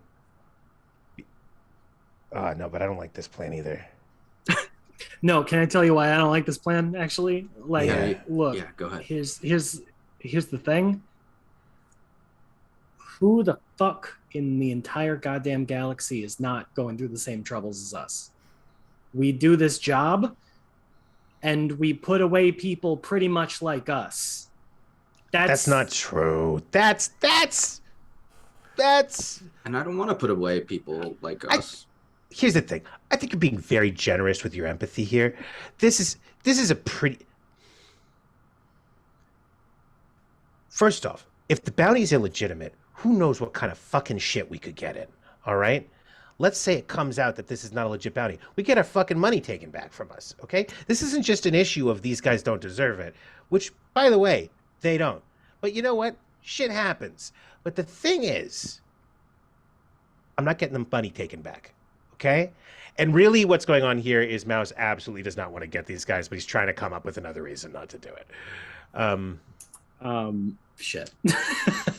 Yeah. I think if we just Boy. interview them, get their side of the story, then my movie blows up, and we Okay. get more money than Wait, we actually, this is good. It's Graham, not. this is good. We Hang go on. to Work them. We tell them we want to interview them for your... No, this is great. We go to them. We tell them we want to interview them for your movie. We tell them that we want to interview them because there's a bounty on them. So we let them know that this shit is happening, but not because we're bounty hunters. And we actually take them aside to do this, giving them a head start to get the fuck out of here and a chance to find out what the fuck is going on. Yeah. Without potentially setting ourselves up to be in direct opposition with the other people who are trying to get this bounty. Because then we could just be like, whoops. You know, like, it's not like we were trying to smuggle them out of here or something, which ethically might be the right thing to do, but that's probably too far for me. Probably too far. Yeah. And by recording them and interviewing them, we get to have them have the chance to tell whatever secrets they're hiding about this Good. company. Right. Yeah. Have you ever seen Serenity? No. It's But the movie spin-off of the television show Firefly. I don't. And Graham, I'm so sorry. I do not have time to have this explained to me right now. Okay. Then you're going along with the plan. Okay. First of all, that show's so fucking unrealistic. I don't know. I can't buy into what happens in it, you know? know. It's just like, what is this crap? That's not how any of it works, you know? And I think it's very unrealistic that all those white people would know Chinese and speak it that well. Right? It's okay. Again, I don't know the show, but it sounds uncomfortable. If I could just. All right. First things first. You said Claudia's nearby. Yeah, Right? so I'm imagining it's like, so you're at the Viridian pool and there's like so there's like the pool and then there's like cabanas and places for people to be sitting, and then on the other side of that are like some like landscaping. Where Claudia looks like the landscaping around some other pool that's just like kind of high. So she's like well, there is a distance thing in this game. Let me see. She would be, what are they? It's like near far. Let me see. Combat. Another 6-song reference. Let me go ahead and chat. I'll put that onto the playlist if you want to listen. I would say Wherever Claudia are. Yeah, wherever Claudia are. I would say she's at far range, which is shooting range. And you would have to like raise your voice to communicate. Like that's what that range band means. Whereas the Teds would be like near to you and you all would be close to each other. So those are the kind of the ranges that we're looking at. Yeah. If we walk straight to them, Claudia sees us do it. No matter what we do with them, we've got another crew's eyes directly on us if we walk to them first. Wait, Mouse, where is Claudia? My gesture. And then I start You filming. gotta fucking look right at her. What the fuck are you doing? And then I start zooming in. I'm like, I man, stand directly in front of the lens. she still got it. Mouse. Oh, come on. Mouse. Yeah, come on. Mouse is. Do you see my face? Mouse is very upset. You see that? Yeah, it's good. It's good for the film, but I just want to see her again. So is this a film about? What is this film about? Is this a film about you trying to get your ex back? Is that what this film's suddenly becoming about? It's gonna be one of those documentaries where halfway through the creator's suddenly the main character. No. But Oh, it fucking There is, are- isn't it? there are good I movies. thought you about had that. integrity. Look, listen, listen, Mouse. It's not a documentary, but have you ever seen the film Adaptation? I'm gonna lose it. Graham, definitely take a blues because someone reminds you of your failure. Great. And Oh then, no. yeah. How many blues do I have to get for this to be a good thing? 8. Right, I'm at 2. Yeah. Let me look. Okay. I don't even know what that means.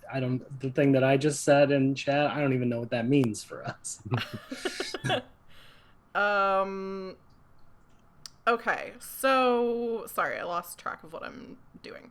Okay, so yeah, Claudia, and also if you're in range to be like viewing Claudia, it's kind of, you have a limited amount of time before she's gonna notice that you're there.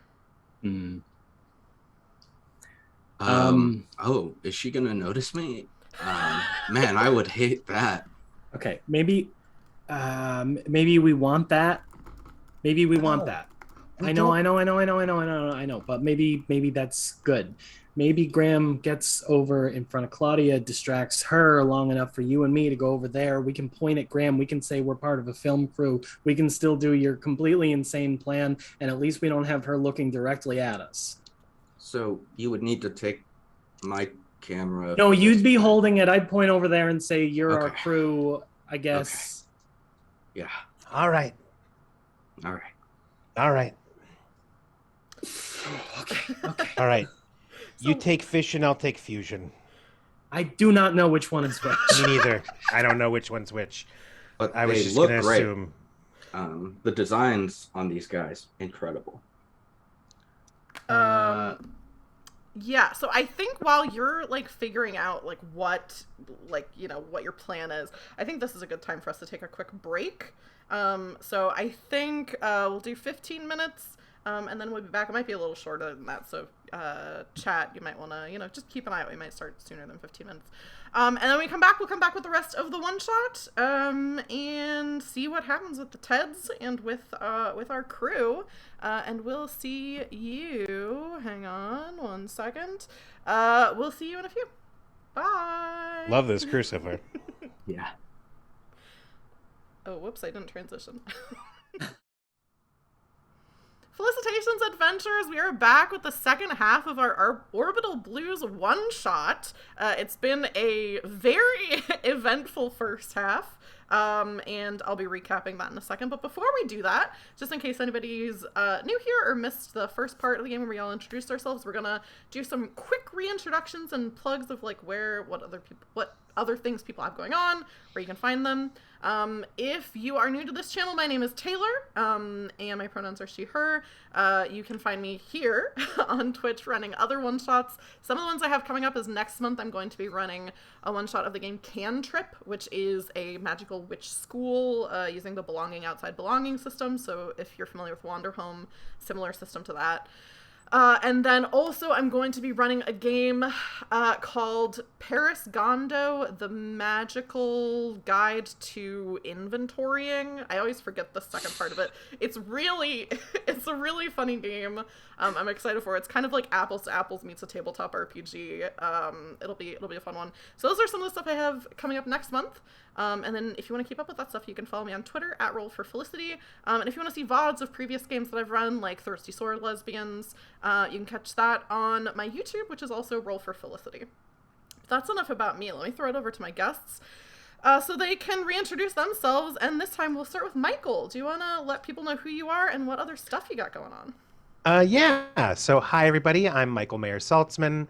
My pronouns are he, him, and stuff I have going on. I got stuff. First of all, you can catch me every week or every other week. I think we're releasing them every other week. Every other week on actually on Dropout. And I do the live fact checking on that show and slightly less funny commentary than everybody else. But you know, it's still okay. And you can also check me out on social media. Yeah, mostly Twitter. My @, is just @salts. I think it's on there. You started to cut out, but you're great. good. Yeah, I'm just. Okay, good. Yeah, my @ is just @salts, and I have a really unique Twitter. I do ironic, tongue-in-cheek jokes. I have aggressive opinions, and sometimes post pictures of things. So really different for Twitter if you're looking for that in your life. Yeah, that's. I don't really have. I want to have more going on than that, but I don't. That's it. Let's go to the next one. That's sets a mood. I do think, yeah, if anybody is watching my stream but isn't already familiar with actually, I would find that Absurd. shocking. But just in case, this much smaller platform. Oh, great! Now I'm advertising to the wrong audience. We don't need you. If anyone for some reason isn't, you said it is the reason why I got dropout. I love actually. But yeah, Tag, do you want to reintroduce yourself to everybody? Sure. I am Tag Lyons. My pronouns are they, them. You can find me around if you must. When I'm on the internet, I'm usually there being a game designer.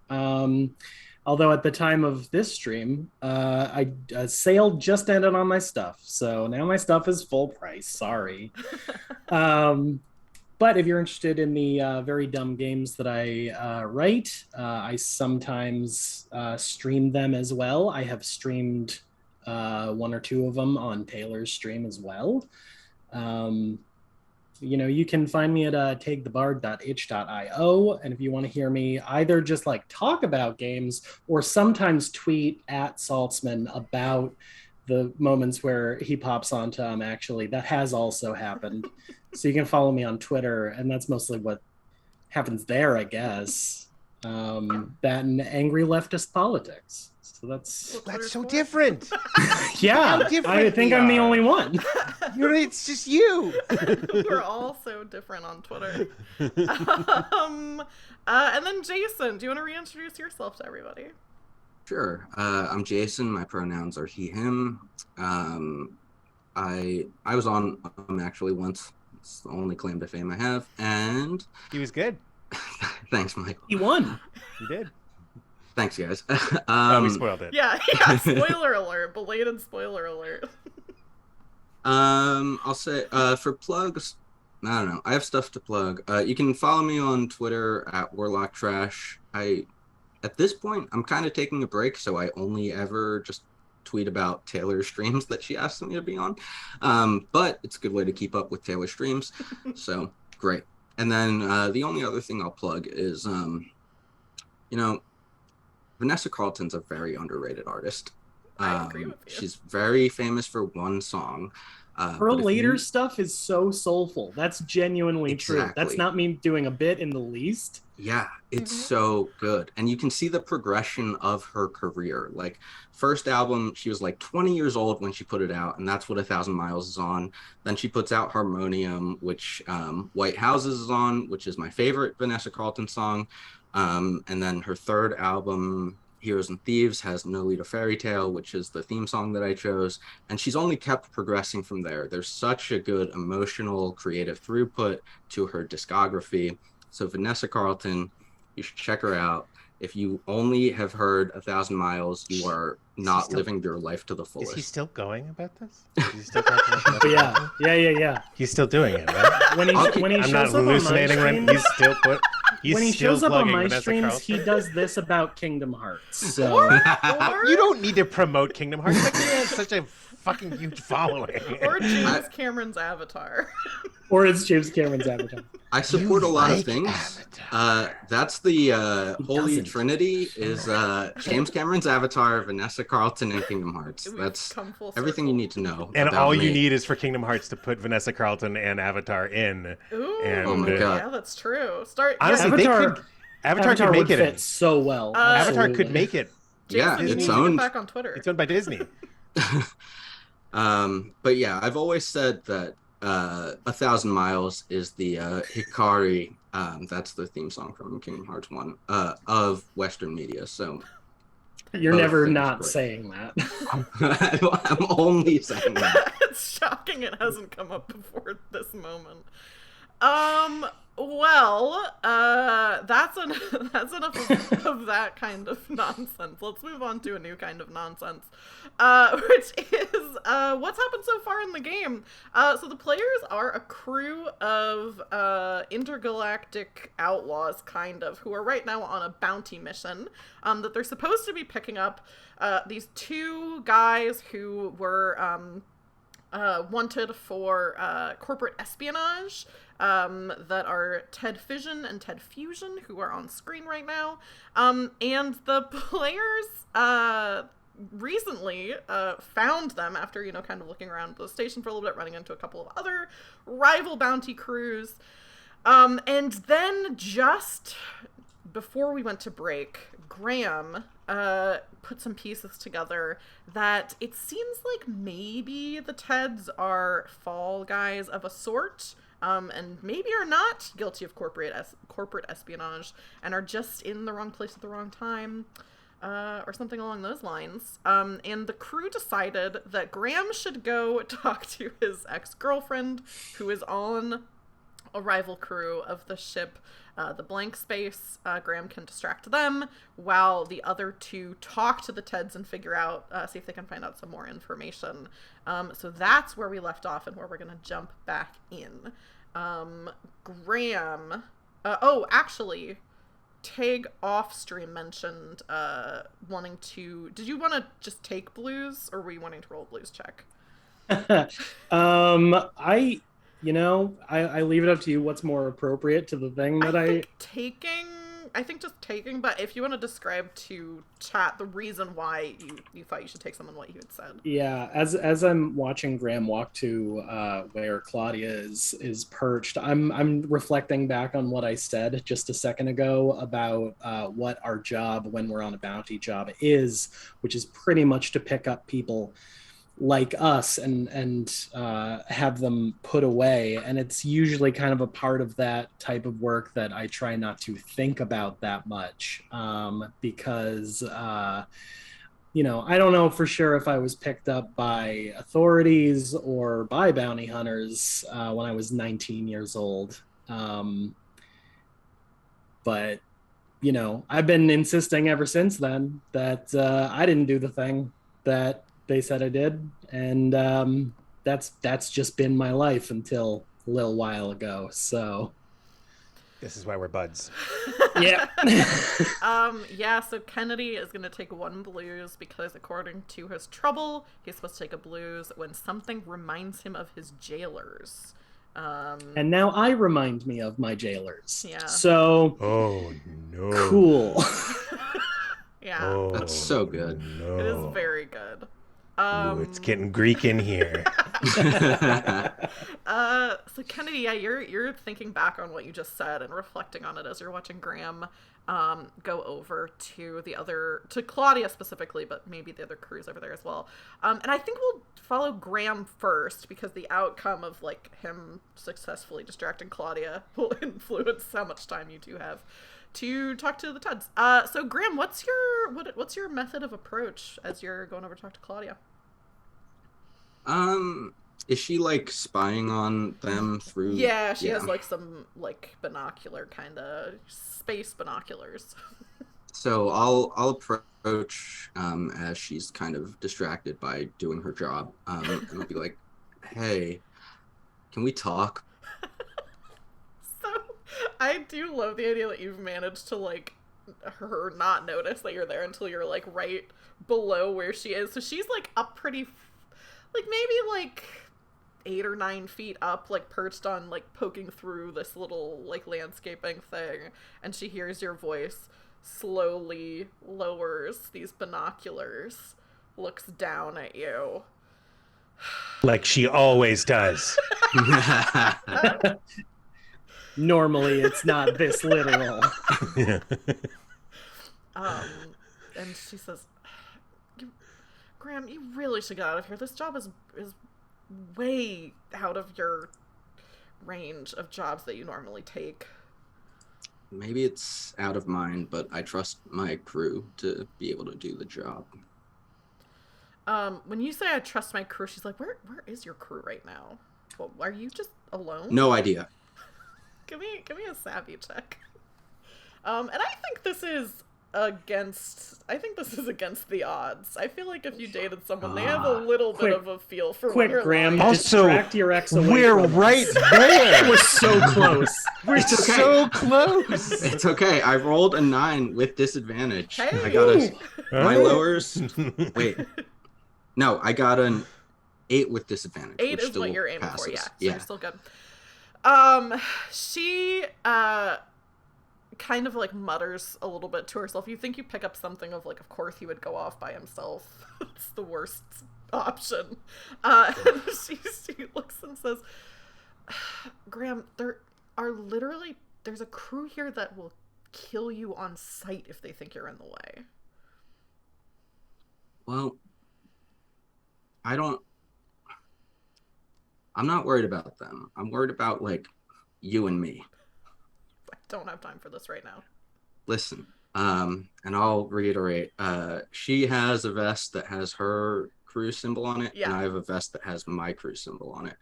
My crew symbol is what I'm wearing. It's got a claw, because our ship, we haven't said this for the viewers, but our only exterior weapon is a salvage claw.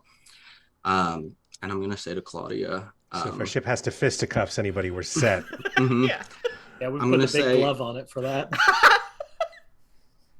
Listen, Claudia, I know the reason you left was because I wanted us to settle down or whatever, and not the reason you didn't I left. Want that. And I know sometimes I might hold on too tightly to people. I was lost when I was 10 years old. I got lost in space, and ever since then, anytime anyone has ever shown me any sort of kindness or even just general sense that they want me around, I cling to it. And that's why I joined this crew that has this logo. Because I know I hold on too tightly sometimes. And I want you to know that I'm sorry for that. And it's okay that we're no longer holding on to each other. Does Claudia know about you being left when you were a kid? Yeah, I would have told her. She sighs and she's like, Graham, this isn't even about you specifically. The only reason why I want you to leave is because it's you specifically. I have reservations about our crew even being here, but we really need the money. I can't cover for you. Yeah, I know we spent most of our relationship was you just covering for me, and I'm sorry for that. But listen, I've got a great crew now, and I trust them to be able to overcome whatever you're trying to warn me about. Graham, can I ask you something really quick? Mm-hmm. Are you recording this conversation? No.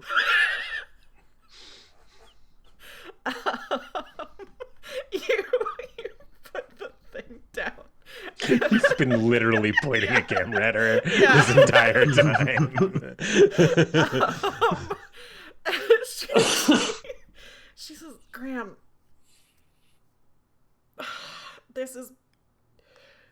I am going to give you 30 seconds head start before I call my crew over here. Because if they find out that you're here and that I didn't say anything, that's going to also put me in danger, because you trust your crew, my crew trusts me. I'm glad you found people who trust you that way. I'm gonna stand right here. Cool. We're going to cut over to the other two of you. You have a little bit of time to talk to the Teds. You can see that Graham is like talking to Claudia. She's looking at him. She has her, her, I don't know, I can't think of the word, binoculars down. We did get 1,000 bits. I don't have another crew to show up. Which is $10. I don't have another crew to show up, but something dramatic will happen very soon. Yeah, what are the other two of you doing? I'll take fission, you take fusion.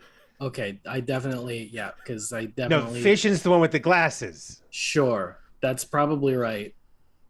Look, let's just go over there. We got to go now. Okay, we both just. I look to which one he starts to go to, Yeah. and pick the other one because I have no clue which one is which. I have longer legs than my friend Mouse, so I'm gonna go for the one not wearing a knee brace. Okay, the one not wearing a knee brace is in the water. Does that Okay. change your? Nope. I'm gonna shit. I'm gonna just kind of kneel down by the edge of the pool. Mhm. Are you Hey, yeah, I think you're the guy. You're Ted, right? Oh yes, you've heard of me? Yeah. Look, I kind of wanted to talk to you about the fact that I've heard about you. And there's another guy named Ted, right? Yes, my husband. Yeah, and which one? And one of you is Fusion. Yes, I'm.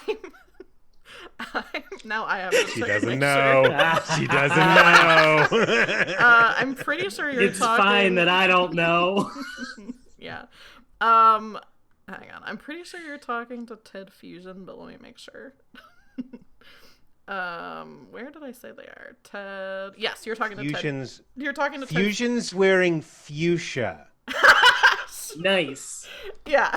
You're talking to Ted Fusion. Ted Fission is the one who's in the cabana. So yeah, he says, yes, I'm Ted Fusion, and my husband is Ted Fission.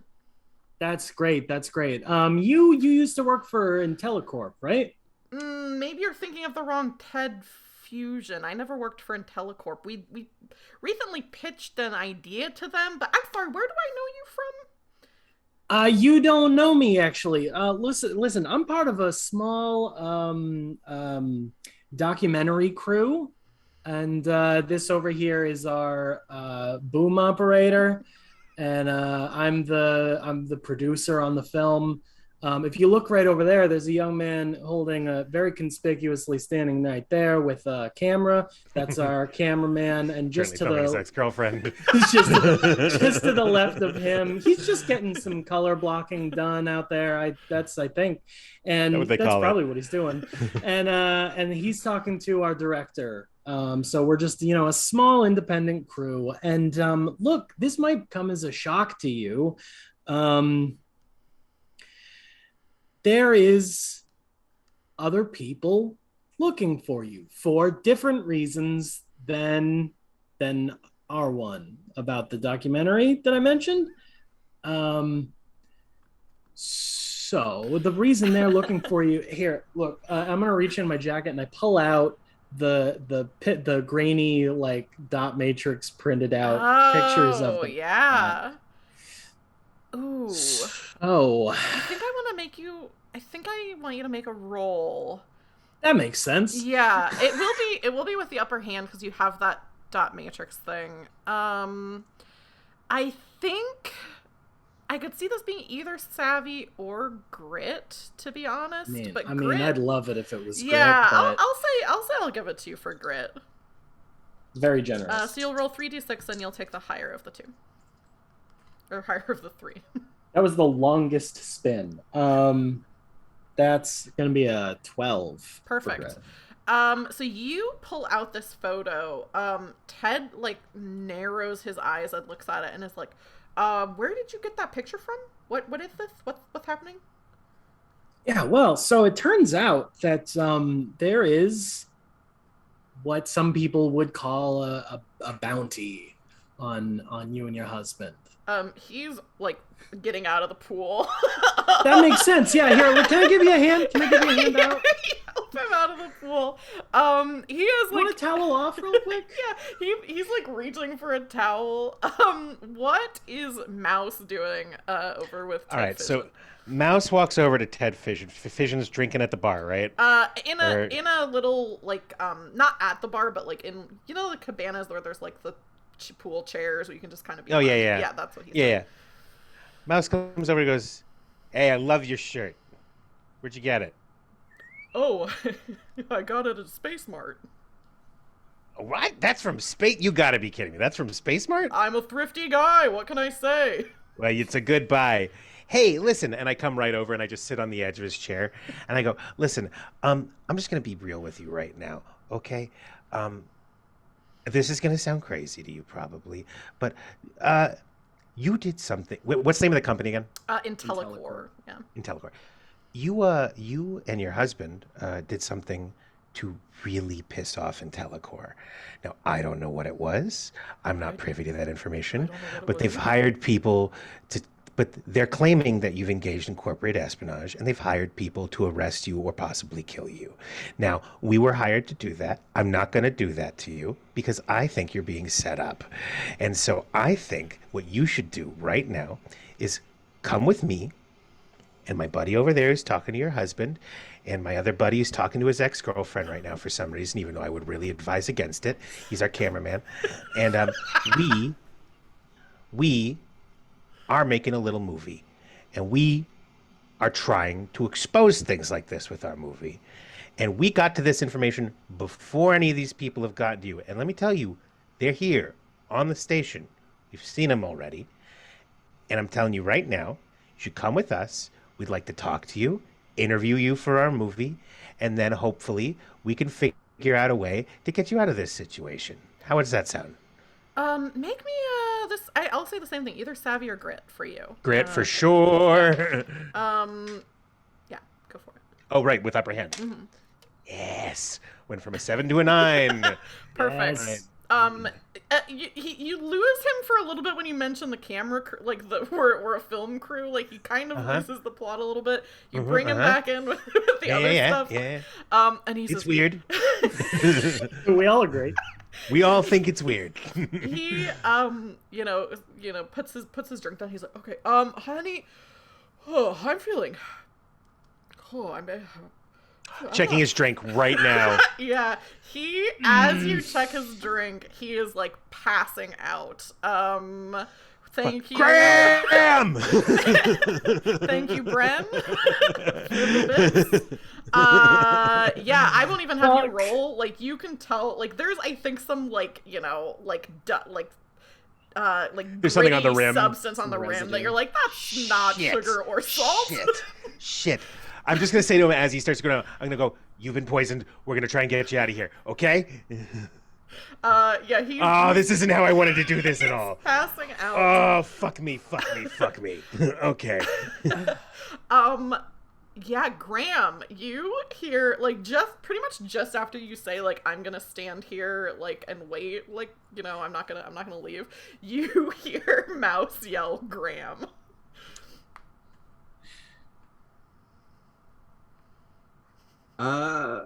Okay. I look down. I'm like, what's happening here? Very, very, very panic feeling. Yeah, I zoom in to try and catch what's going on.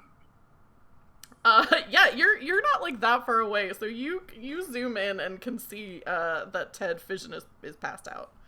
You probably also see, like, me and Ted Fusion, like, going, what now? Yeah. Claudia also looks over, of course, when someone yells Graham. She's got her binoculars over, and she's like, fuck, and, like, grabs a communicator and starts, like, talking to the rest of her crew. Does she yell fuck? Probably not loudly enough for, like, the other two of you to hear. Loud enough for Graham to hear. Yeah, she's not, like, yelling it. She's just, like... She's like, fuck!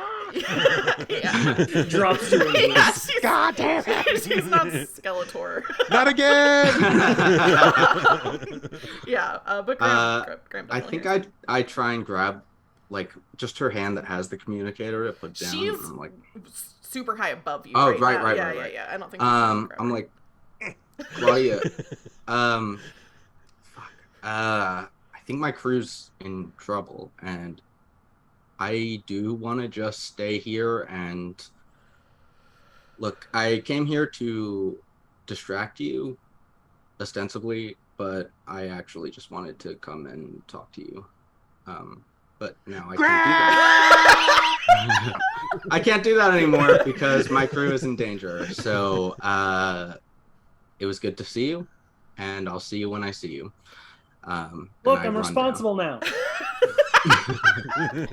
I think from her face, she's like kind of like is like talking to her crew a little bit. When you start saying this stuff, she like stops, and she can't tell what is true and what is false in what you're saying. Like when you say like I came over here to distract you, she looks like pissed off, and when you say like but really I just want to talk to you, she still looks pissed off in a different way. And yeah, you think she probably, it seems like she can't tell what's true or not. And she's like, Graham, I already did as much as I can possibly do for you right now, but I am not missing out on this bounty because of you. Okay, and I appreciate you doing that one last time for me. Even though we're not together anymore, I know how much you've done for me, and just know that I appreciate it. But I have to go and help my crew. Yeah, as you're saying that, you can hear like the sounds of like running from like kind of behind her. Pretty sure her crew is on the way. But this is all kind of happening at the same time. So I'm assuming Graham is running back over to the rest of your crew. Yeah. I just want to share that right as that happened, the Boys Are Back in Town started playing on my playlist, and it was perfect. Yeah. I was like, yeah, the Boys Are Back in Town. Perfect. Yeah, as the Boys Are Back in Town is playing, what are the three of you doing in this situation?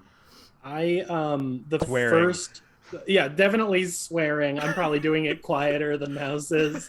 But first thing is I'm going to look around real quick and see if I can spot, the other crews like converging on us. Because like obviously we got to move. Yeah, make an observation check. I'll say it's probably against the odds because it's quick, and you've got a lot going on. Yeah. Oh, no. 5. Easy. Oh my goodness. My cat just ran over very aggressively. 5. Too much going on. I think you probably know that Claudia's crew is probably on the way, but I don't think you see anything else. Okay.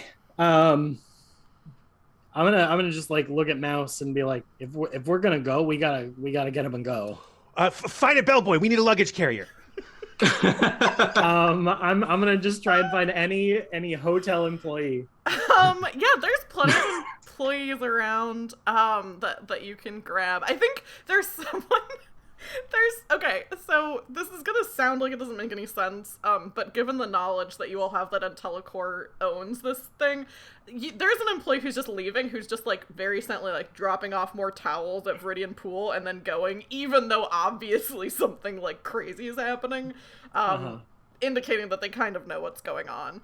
But yeah, you can grab her. She's like just trying to drop off.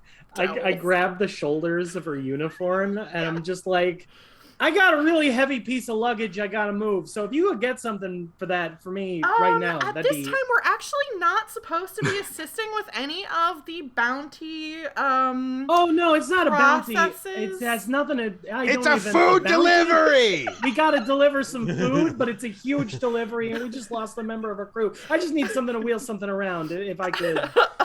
Give me a savvy roll against the odds. It's a food delivery. That's a 9. Yes. Yeah. I think with a 9, she kind of.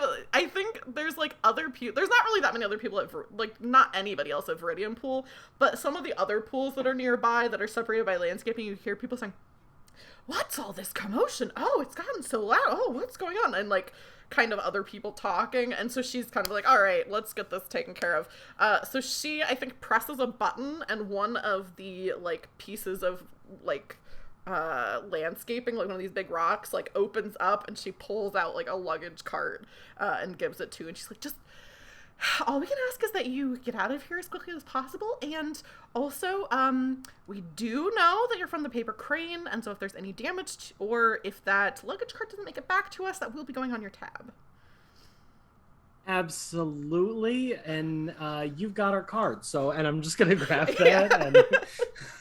And she like power walks back into the hotel. Does not want to be around this. I wheel this thing back over, and I'm just saying, like, we just got to get him on the cart and we wheel him out. This is actually going really good. This is going better than I could have expected it to, honestly. Think this is going really good? I think this is going about as well as I could have ever expected. Just get him on the cart. Considering our lives up to this point. I'm gonna say, go ahead. Wait, where's other Ted? Ted Fusion is going along with whatever. He was in the pool. So he's helping us with his husband right now? And we gotta get you like, guys out of here. We gotta get you out of here. Worried that his husband's unconscious. Like, everything just went crazy in like 30 seconds for him. Mouse is absolutely not helping. He's like, I got no idea what this guy's got in his system. He could be dead in 3 seconds for all I know. Oh my god, I thought we gotta get him out of here. He's not gonna be dead. They just knocked him out. The bounty asked for them to be alive. Oh, come on. It asked for them to be alive. Oh, come on. I thought we won a trip to this hotel. I was so excited. Everything was going so well. Like, help me move him. Yeah, he's helping you. I'm sorry, honey. Just kind of loading him onto this thing. I want to start like trying to push the thing, and I want to point at Ted Fusion and say, "What did you pitch? What did you pitch to them?" Oh yeah, Ted Fusion says, it was a kind of a therapeutic bath bomb to help with PTSD and that sort of thing. We pitched it to them, and we had they weren't interested. They said they wouldn't make enough money off of it because we had a clause that would cap the top amount of money that they could sell it for because we wanted to help as many people as possible. Just loading. Okay, that might not actually be relevant. I'm okay, sorry. I think About a fucking in the bath building bomb? Is that what I mean? Sounds relevant. Yeah. Graham, good. That Help me can't push be this. it. That can't be it. Yeah, guys, I don't know. This bath bomb, I mean, who among the three of us would not be benefited by this bath bomb? And I'm pointing my camera at both of them back and forth. I take showers. There isn't a bath on the ship, and I've dealt with my trauma. Help me move this. I think seeing Ted Fusion be sad and worried about Ted Fission. Yeah. I'm gonna roll a blues check. Yeah, you roll a blues check, and I think Kennedy should roll one as well. Yeah, I got a blues. I did Nice. shout the phrase, "I've dealt with my trauma." Yeah. So, yeah, okay. That is why I was gonna have you roll it. So Mouse gets a blues. You're able to shake it off. Mm-hmm. I only got a 7. Another Taylor Swift reference. Yeah, it's just so integrated. Who into do my you think runs vocabulary. IntelliCorp? This is a grim future. You're Kennedy. You just unironically say I've dealt with my trauma, and don't think about it too long. You don't gain any blues. I'm gonna say, go ahead and roll initiative. Because the other crew is getting here, which is you roll. It's a D. The rules say a D3. The way that works is you roll a D6, split it in half, and then round up. And then I'll roll for the other crew. Which I have to. I rolled a 1. Stats. Oh dang. I rolled a 3, which I guess is a 2. You add savvy to initiative rolls, I think, too, right? Let me Then I got look. a 5, which is Doesn't help me any, but hopefully. I think you two are both more savvy than me. I need to actually look at the rules because I didn't make a note of specifically. Okay. Initiative. Oh, it's actually 2d6. I think I said 1d6. Oh, you did say 1d6, yeah. Oh, wait, hang on. What am I saying? No, it is right. I was right the first time. There's a picture of 2d6 next to it, but that is not that's not what you roll. Oh, I see. Yeah, so each character rolls a d3 and adds their savvy. So you would roll d6, cut it in half, and then add whatever your savvy is. I don't think any of you have gambits that have anything to do with initiative. Okay, and then I think I just roll for the whole crew. Also a 2. Let me make sure I'm doing this right. Goons. This is a mob. Yeah, so I just roll for the whole mob. That's not great for me. yeah. All right, let me see. What are their numbers? All right. So that's a 3 for 1. And they actually both got 3s. Okay. Can you all let me know what you got for your initiative. It's going to be a 2 from Kennedy. 2, 2, and 3. I got a And 3. 2. Okay, so actually Graham goes first. Mm-hmm. Then it'll be the 2 mobs. What do I roll for combat? If you're just making attacks, this is when you roll.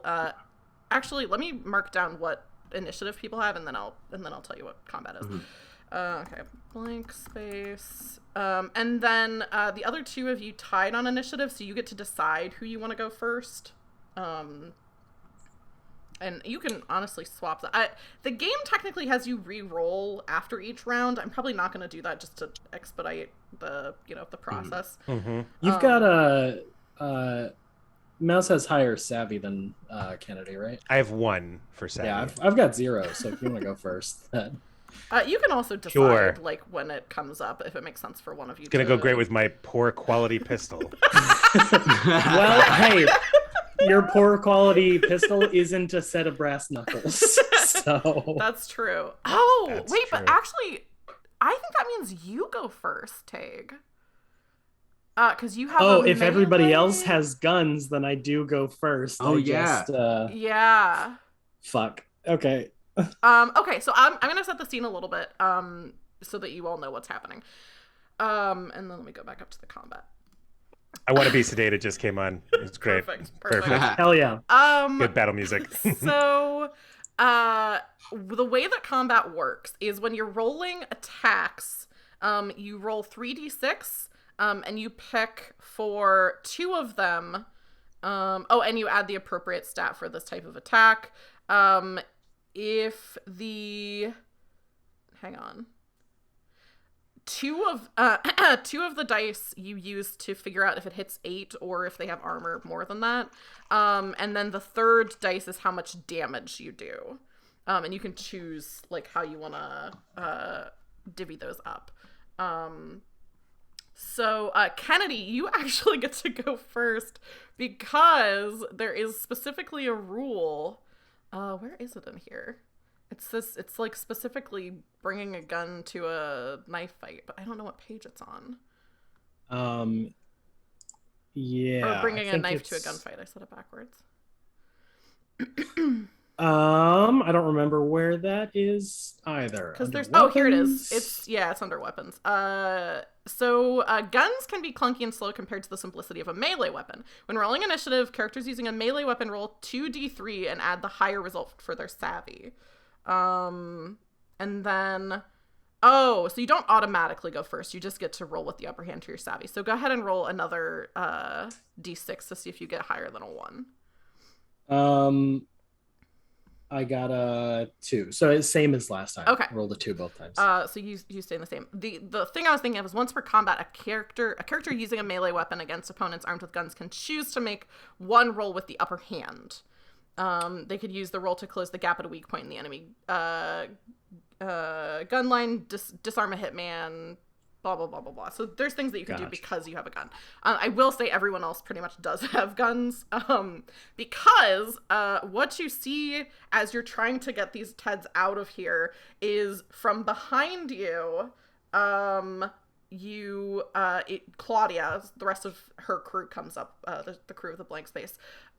In front of you are the Toasty Boys. And this time it's the whole crew, which is Toast, and then I think 3 other people. Yes. Toast. I'm gonna get shot today. Toast. The Toasty Boys are named Toast, Tragic Gorsby, who you met, Amelia Sweetwater, and Warp Cassidy. And the description for Warp Cassidy I wrote is, let the players decide. So if you want to decide what Warp Cassidy looks like, feel free to do so. But that's who's in front of you. Graham gets to go first. You don't have to attack, like you can do other Warp things. looks exactly like Taylor Swift. Of course, yeah. Thank you. Yeah. So Warp Cassidy looks exactly like Taylor Swift. And But then, less mean. well, maybe. Another Taylor Taylor's Swift song. nice. She's got a song called Mean. It's Yeah. I think on Reputation, or maybe 1989. But That's probably why I said it. Yeah. Yeah. Michael, you said you had a question about the rules. No, I don't have a question. Because I stepped away for a okay, split I see what you're second. saying. There's probably a good chance that you explain something that I'm going to be like, wait, what? That's fine. And then, The yeah. nice thing with playthroughs of games is that like most of the time people are watching them because they want to know how to play the game. So ask as many questions as you want. Yeah, but Graham, finally being stupid pays off. Yeah, exactly. Graham, you're up first. You don't have to attack. You can like try to get away. You can do any of the other things that you normally would do. But what does Graham want to do? Oh, I don't know. I would go first. That's tough because I want to shoot people with my gun, but I don't know if that's going to be the best for us. And I think I'm like, I just put my camera. I have a tripod, but I don't have time to use it, so I just kind of put it so it's recording the rest of my crew. And I'm like, guys, I think the best thing for the film is for you guys to take the Teds and get as far away as possible. So I'm going to try and talk Claudia's crew down. And can we respond like with speech, like as a free action, like we can in D&D, Sure, or is that yeah, more I'll of a say- thing here? No, I think it makes more sense for you to be able to talk a little bit while you're doing stuff. So yeah. And I'm just going to say, like, 1, should not be the priority right now to be filming.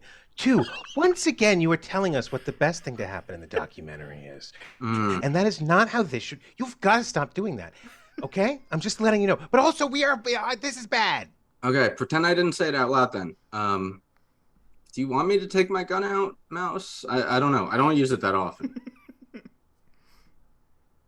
That's actually a very good question. No Probably one yes. knows. I'll distract them with my gun. Oh. Oh, Perfect. perfect. No, put it away. Put it back. Put it back. Put it back. That was my brother with perfect timing. This thing is loud. Your brother is a musical genius, so it makes true. sense. That's true. Yeah, what is Graham doing? So are both crews? Do we clock both they're crews, like or is it converging Yes, just? they're on us. converging on you. So, so the blank space, the crew of the blank space is behind you. The Toasty Boys are where you're trying to get to. I think I'll try and distract Claudia's crew, and I'll be like, "Hey, pew pew pew." That's by accident. So it doesn't count. And I'm just like, "Hey, Claudia, we didn't finish our discussion about you and Oh I." my god. Oh no. Oh, Graham. Yeah. Yeah, Go ahead. never mind. My crew just has to get away, so I'm just like, look, for the film, this is what needs to happen, and also because I care about my crew, this is what's gonna happen. So I'm like, Claudia, come on, let's finish talking. Go ahead and roll me. Ooh, I feel like this is grit right now. So go ahead and roll grit. I will say it's against the odds. Okay. But it also, something I should say too, especially since we're in combat, is against the odds and upper hand can like cancel each other out. So like if at any point you have a pitch of like, hey, this is why maybe it would also be like the upper hand, feel free to do that. If at any point there are 3 upper hands, that makes a task trivial, which means you can do it without a roll. If at any point there are 3 against the odds stacked, it makes it impossible, which means you can't roll because there's no way of succeeding. Just throwing that out there. So if I tell you 3 reasons why I should have the upper hand here, then I don't have to roll? You would have because to tell I me. did not roll good. You'd have to tell me 4 reasons because 4? you'd have to cancel out one. Yeah, of the you're against already the against the odds. Great. So how hard can you bullshit? Now's your time, Jason. Okay, 4. Yeah. 1. Claudia and I were together for like 4 years, and that doesn't mean nothing. 2, my gun keeps going off, and that's pretty distracting. Okay. 3, I'm I think I have my camera, and I'm now pointing it at. Thank you. At Claudia's crew. So I'm pointing it at Claudia's crew, and I'm like, "Hey guys, you're on camera. Smile. This is a big deal. If this goes big, you're all gonna be famous and make a lot more money than you would just chasing down this bounty." And then 4, I think I say, "Hey, this is." We know there's another crew involved, and then there's my crew, and there's really no point in chasing down this bounty because what are the odds that you're actually going to get it?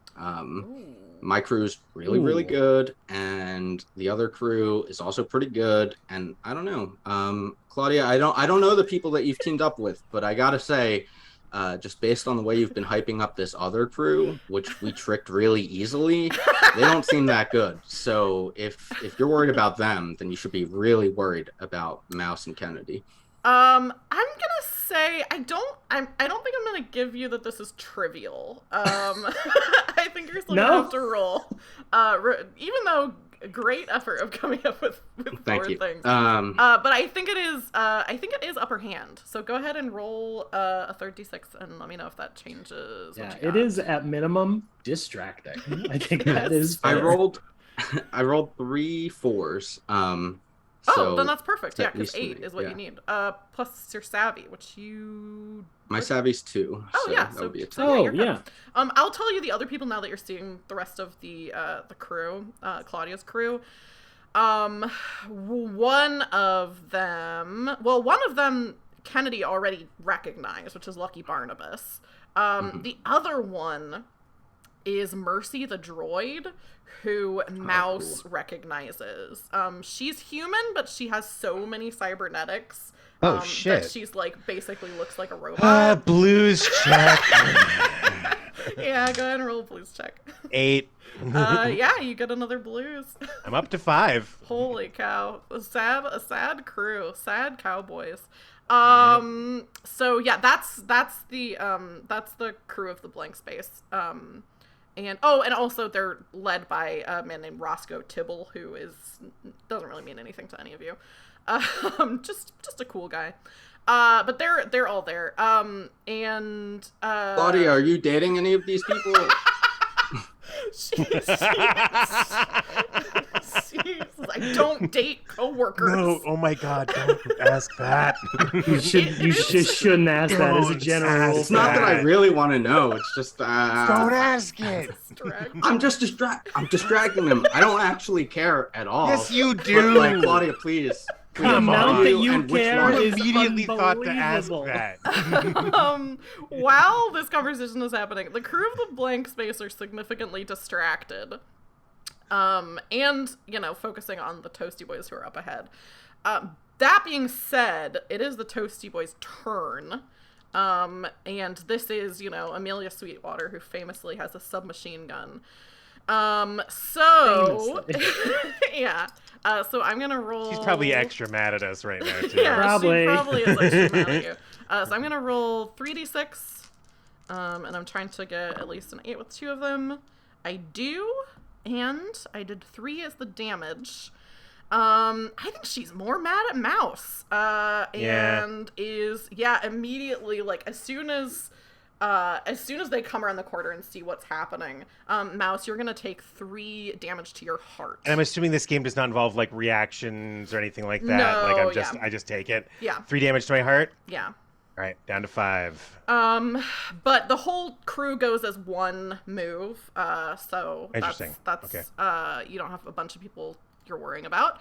And as she's like laying out like all of this gunfire, this guy who's with them, Toast, who's this like huge like blonde guy with a crew cut, also has a grenade launcher.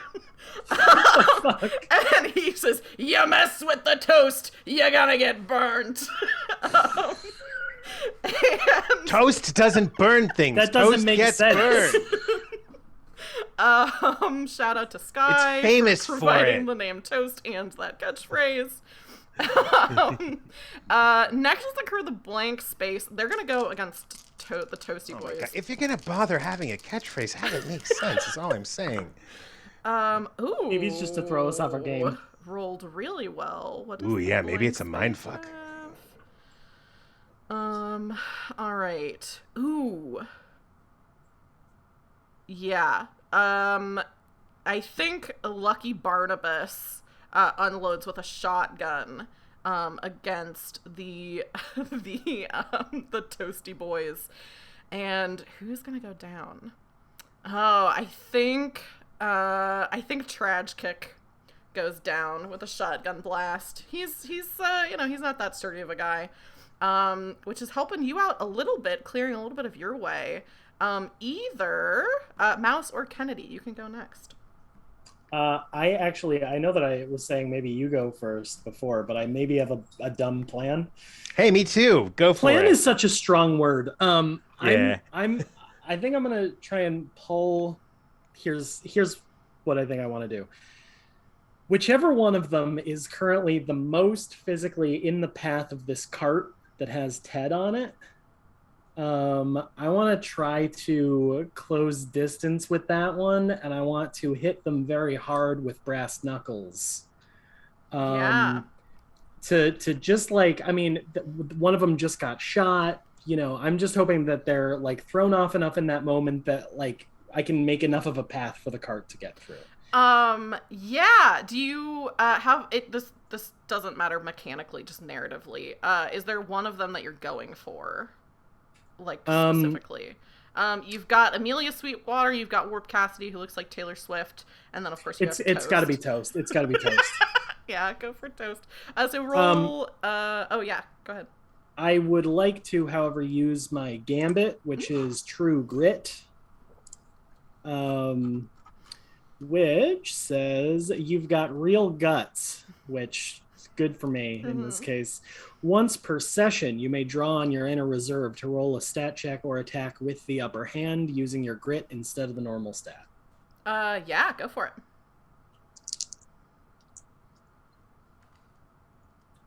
Just an abysmal roll. Oh wait. It's you can spend because hearts. I have the upper hand. Oh, yeah. You get to Because roll it's the upper 4. hand, I have 4. Yeah. Also, if you also fail bad. a roll and want to re-roll it, you can spend heart, I believe, to re-roll dice. Is it a full reroll or is it per That's die? what I'm trying to remember. Let me see really quick. Playing the game. Is it like 1 heart per die or something like that? I can't remember. Where is it? Exertion. After you roll a stat check, observation check, or attack, or after an opponent rolls an attack, blah, blah, blah, blah, blah, you can spend any amount of heart and reroll 1 die per heart spent. Regardless of the outcome, the new results stand. You can never use exertion to reroll a die you've already rerolled. So you can spend as much heart as you want to reroll this. I'm going to spend 2 heart. Because just truly an upsettingly bad roll. It's better. It's for sure better. Is it let's 8? see here. Oh, wait. 6. Well, so you have to, at least 2 of the dice have to add up to 8. And then the third dice is how much damage you're doing. And with upper hand, do I just drop the lowest? Yes. I believe so. Let me make sure real quick, but... upper hand. Yeah. Drop the lowest. Okay, dropping the lowest, I can get exactly 8 on 2 of the dice, and then the third one leaves 3 damage for Toast. Cool. You do 3 damage to Toast. It doesn't seem like he's not completely knocked out with 3 damage. So you like punch him like across the chin, and like really take him by surprise because you close the distance really quickly. But he's not completely knocked out the way that Traj Kick was in the last attack. Does the stun? Nah, it's only if I reduce him to 0 heart. Okay. Yeah. So, otherwise, that would apply. Traj Kick is full on dead, by the way. Yeah, they but we didn't kill any of them. Didn't kill any of them, but and so he met his Traj Kick end. Very good. And with that, it is Mouse's turn. Ooh. All right. Can I get a sense of the physical setup that we're in right now? That You know, that's when we initially asked the question, what was your theme song, there was like a very strong part of me that wanted to go with the Curb Your Enthusiasm theme. that would have been good. And I was like, no, I can't take that from Larry David, but like, And but it's I like radio it. anyway.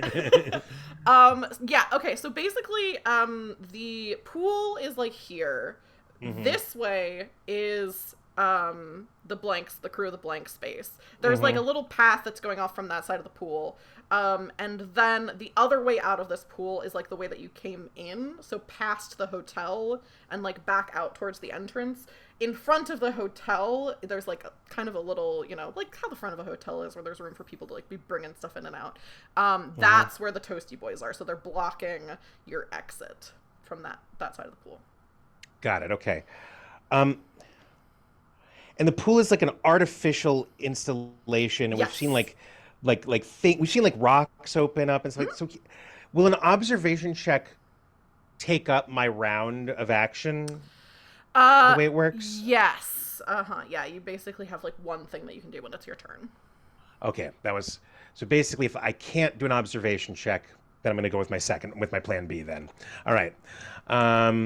Because I need to be able to fire a gun if I have to. I'm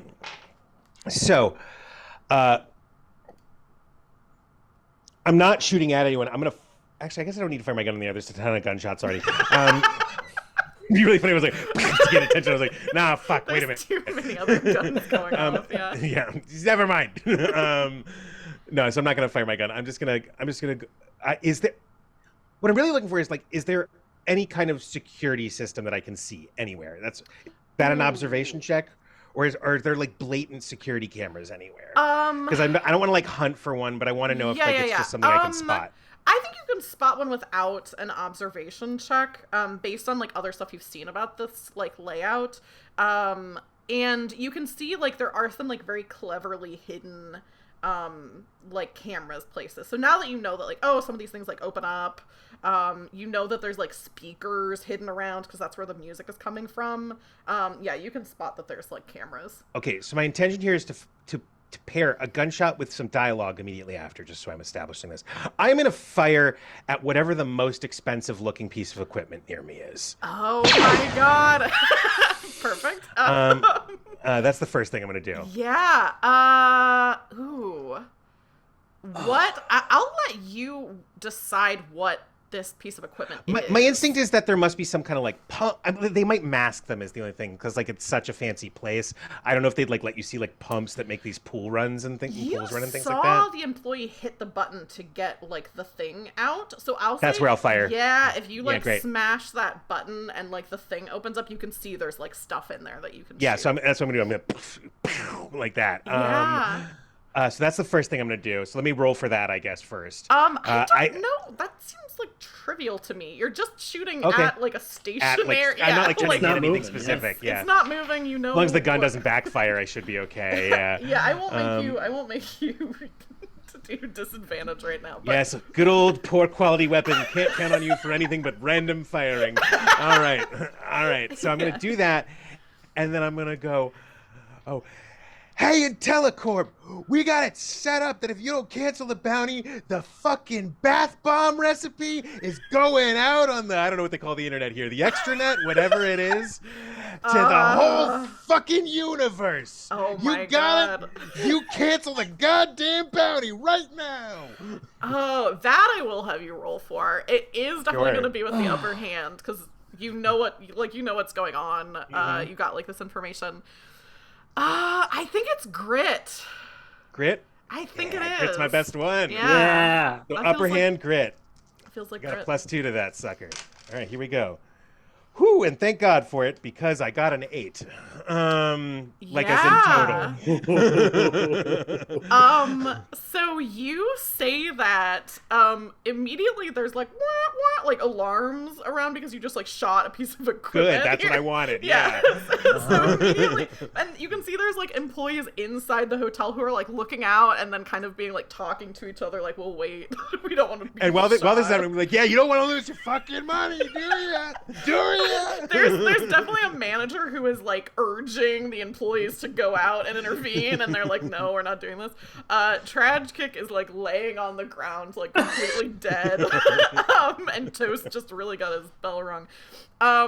You say that, and there's like a little bit of like pause, like a little stillness in the air.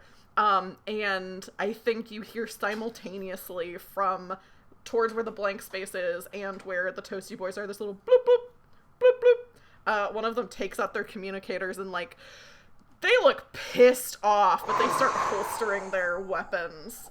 And Mouse, you knew just what to say. Fuck. I was like, this isn't gonna work. There's gonna be like turrets coming out of the ceiling. We're so fucked. I'm like still holding Toast's shirt, like. Yeah, we're getting close to the time that we are wanting to wrap up by. So I think with that, what are the three of you doing with, like, now that the tension has been broken, you're not in immediate danger. The Ted's one unconscious, but like breathing seems, not the fact that he's still alive seems like this is something he was given to make him fall unconscious rather than kill him. Yeah. Good.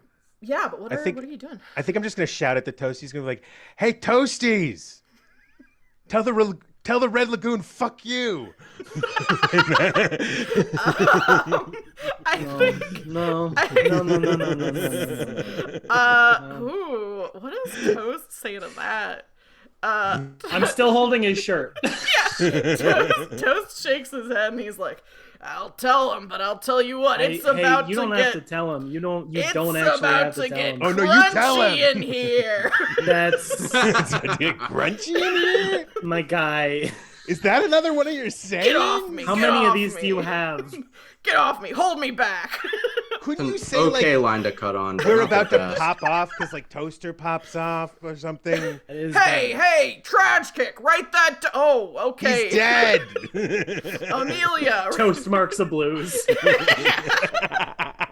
Is Amelia your scribe now? Hey, Amelia, can you share your lines with me? Amelia's like, I'm not a fucking scribe. What are you talking about? I don't know. He just told you to write something down. I don't know. I feel like we could collab and it would be good. Yeah, she's kind of like, yeah, that maybe we can go. Did you get any good shots of me? You look great in this. Can I see? Do you have a playback? Yeah. And I go and I play it back, and it's like it's only okay. But there are good shots of her specifically doing cool stuff with her submachine gun, even if that didn't come up in game. Just like her holding it, she looks great. She did. She shot Mouse with it. Oh, see this shot right here where I'm you bleeding. shot my team. It looks really good. She's like, this is actually really good. You could do something with this. That means a lot. If you've got any ADR that you want to do, like over you shooting my friend, Mark that would be blues, fantastic. Yeah, you do have to mark a blues, Graham. Because someone was like, you could do something with this. Yeah, she starts giving you ADR lines.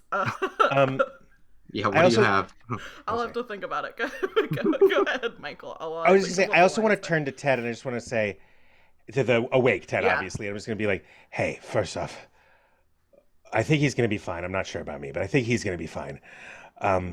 You see that woman right there? And I'm going to point out Mercy. Yeah. And I'm going to be like, she'll get you out of here. You can trust her. We're probably not the guys to do it. We're stretched pretty thin right now. Oh, I'm in so much pain. I'm just gonna Use buckle it. over. Yeah, use it. That's great. I'm gonna back away from Toast, like kind of carefully, and I'm gonna try and like support Mouse and like give him like some so he doesn't just fall over. As I'm doing that, I don't look at him. I look right at Lucky, and I just lock eyes with him for a second, and I just kind of like give him a nod, and then I start taking my limping friend out of here, but I don't say a word to him. Yeah, Lucky nods back and then like quickly looks away, like doesn't want to meet your gaze. Mm-hmm.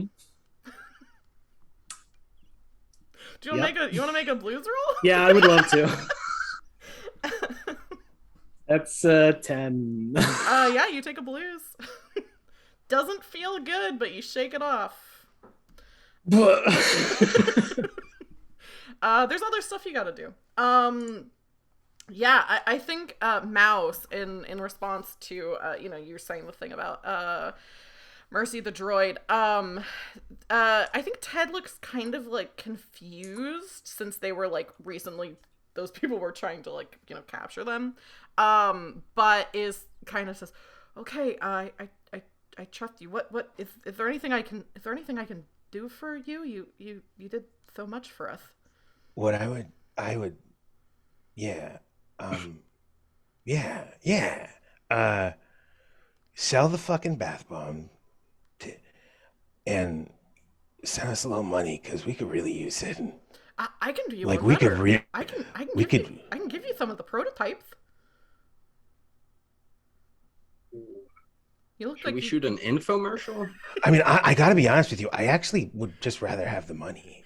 It's non-exclusive. We just haven't sold it yet. We've been trying to. He like goes over to like a little like locked briefcase that's like was under the cabana like seat that his husband was in. Pops it open and there's like some bath bombs inside. He grabs a few. Actually, probably like 3, and gives you 3 of them, one for each of you. Okay. All right, thank you. Also, you really should have told us that was under there before we started trying to get away. There wasn't a lot of time, so I know, but like that's the thing they wanted. It would have been great to know about it. That's all I'm saying. Yeah, I didn't think you Ted, had it. do you know physically. why? If you ever They find want yourself you? in a situation like this again. This was our first time, so I'll Yeah. keep that in mind for next time. Yeah. Do you know why they're so adamant about getting these bath bombs that you made? I thought they didn't want them because they told us they weren't going to take our contract, but I guess they want them real bad. But they want all your Guess belongings. so. Yeah. Yeah, are the 3 of you just headed back to your ship? I think the Ted's, Mercy, Ted Fusion goes over and talks to her, and she kind of, like, looks a little bit confused, but then looks over at you, Mouse, and kind of makes the connection, and, gets the Teds loaded up. I think I'm gonna yell, grab! And I'm like, hey, Hey. I want to do a confessional. Oh, great. Oh my God, this is the first time you've I wanna asked do to it. Come actually on, be part of this. let's do a confessional. Come on. All right, let's do it. Hold on, let me get I'm gonna get a little bit under. No, not in you, front of. that I way- can't do it in front of everyone. It's not a confessional if everyone sees. Okay. On the ship, we're back on the fucking Get on the ship. ship first. Oh my god! Wait until my we are God. leaving this station, please. I am trying to do you a favor. Come Think on. about if you do it in front of everyone and they all start clapping and saying congratulations. How good would that be? That's the end of a movie. That's not a documentary. Do you just want to make fiction? Have you thought about Documentaries doing are that? movies. I tried. My ex-girlfriend didn't believe in that. And it just, let's get on the ship. Let's go. I'm still recording. You all make your way back to the paper crane, and I think, the ship, thankfully, Kennedy was able to fix what he had broken, kind of rearranged, so the ship's mostly back to the ship works as well as it ever has. Well, I bet you have a terrible charge on your credit card, though. Yeah, keep an eye on your accounts for sure. Yeah. Oh man. You're getting like ping, ping, ping, like You should take a overdraft fee. hey Graham. You should take a bath. Maybe I will.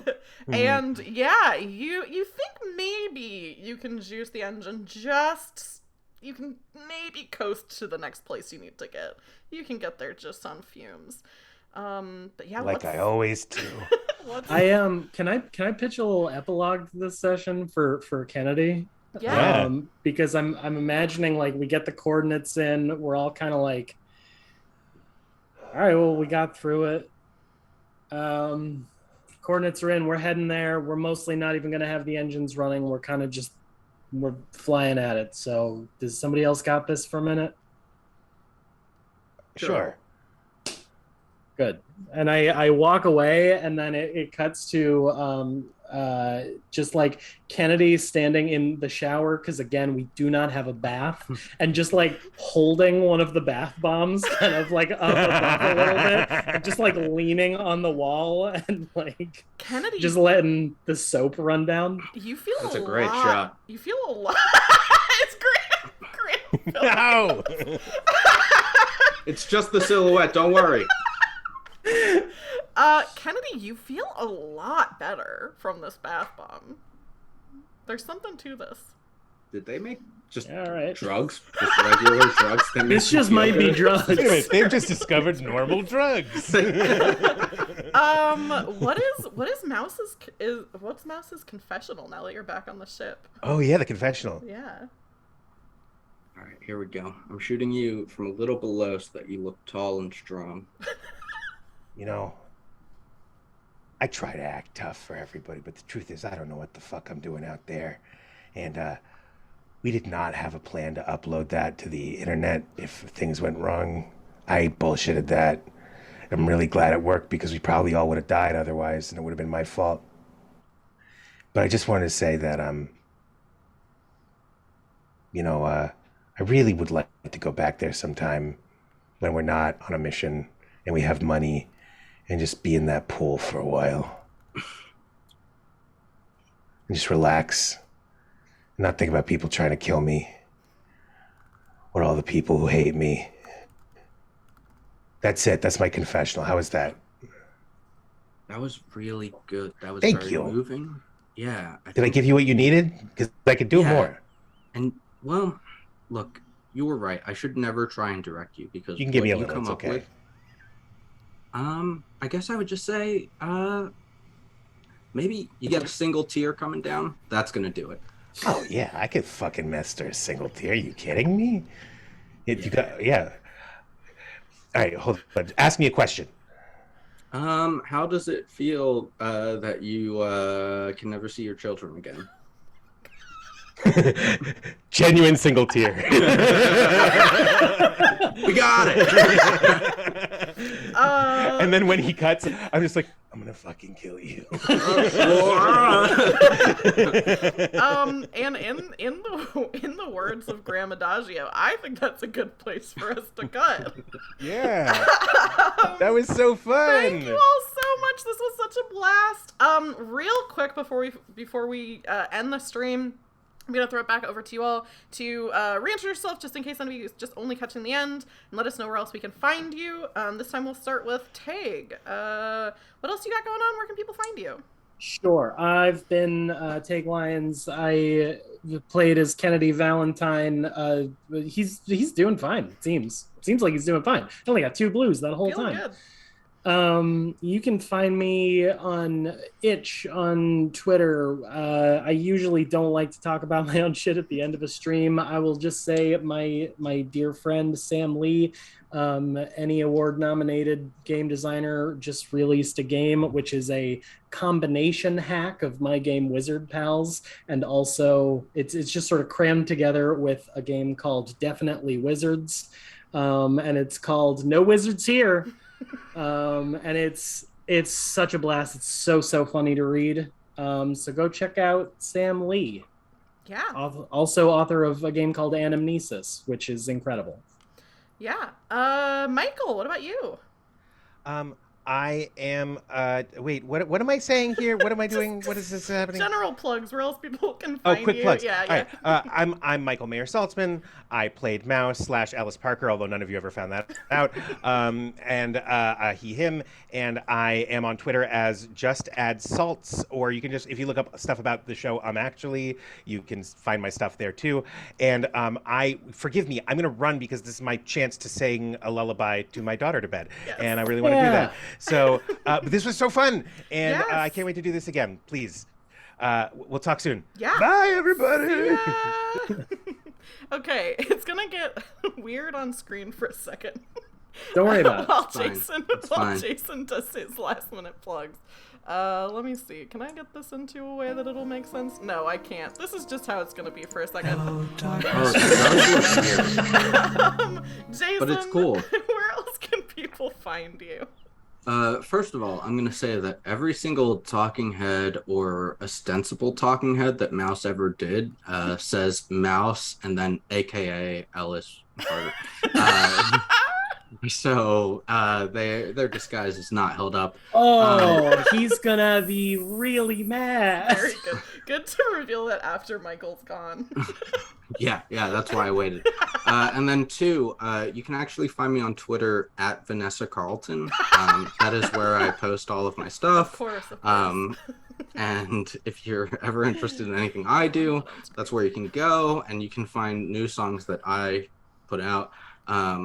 Just released a song on Spotify that's called 1,000 Miles Slowed Plus Reverbed, where it's a slowed plus reverbed version of 1,000 Miles by Vanessa Carlton. So that's me. Perfect. Sure is. Perfect. Okay, just in time for me to kind of get cameras making sense. And I'm Taylor, aka Roll for Felicity. You can find me on Twitter at Roll for Felicity. On YouTube, Roll for Felicity. You can find previous games that I've done. And if you missed any parts of this one will be going up ASAP. Thanks everybody for hanging out. This was so much fun. The next things I'm going to be doing, I'm going to be running a game of Paris Gondo next month and a game of Cantrip next month. And then I also have some announcements of stuff I'm going to be doing on other channels, which will be really fun. So just follow me, Roll for Felicity, and you can see what I'm up to. That's all for tonight. We're going to be rating Lost Caravan RPG, which is a channel that I've been on several times recently. They're playing the Wendy's D&D game tonight, and I think they're still going, so we're gonna raid them. Do you want to say goodbye to chat? Bye, Goodbye, chat. chat. Thanks for hanging out. Chat.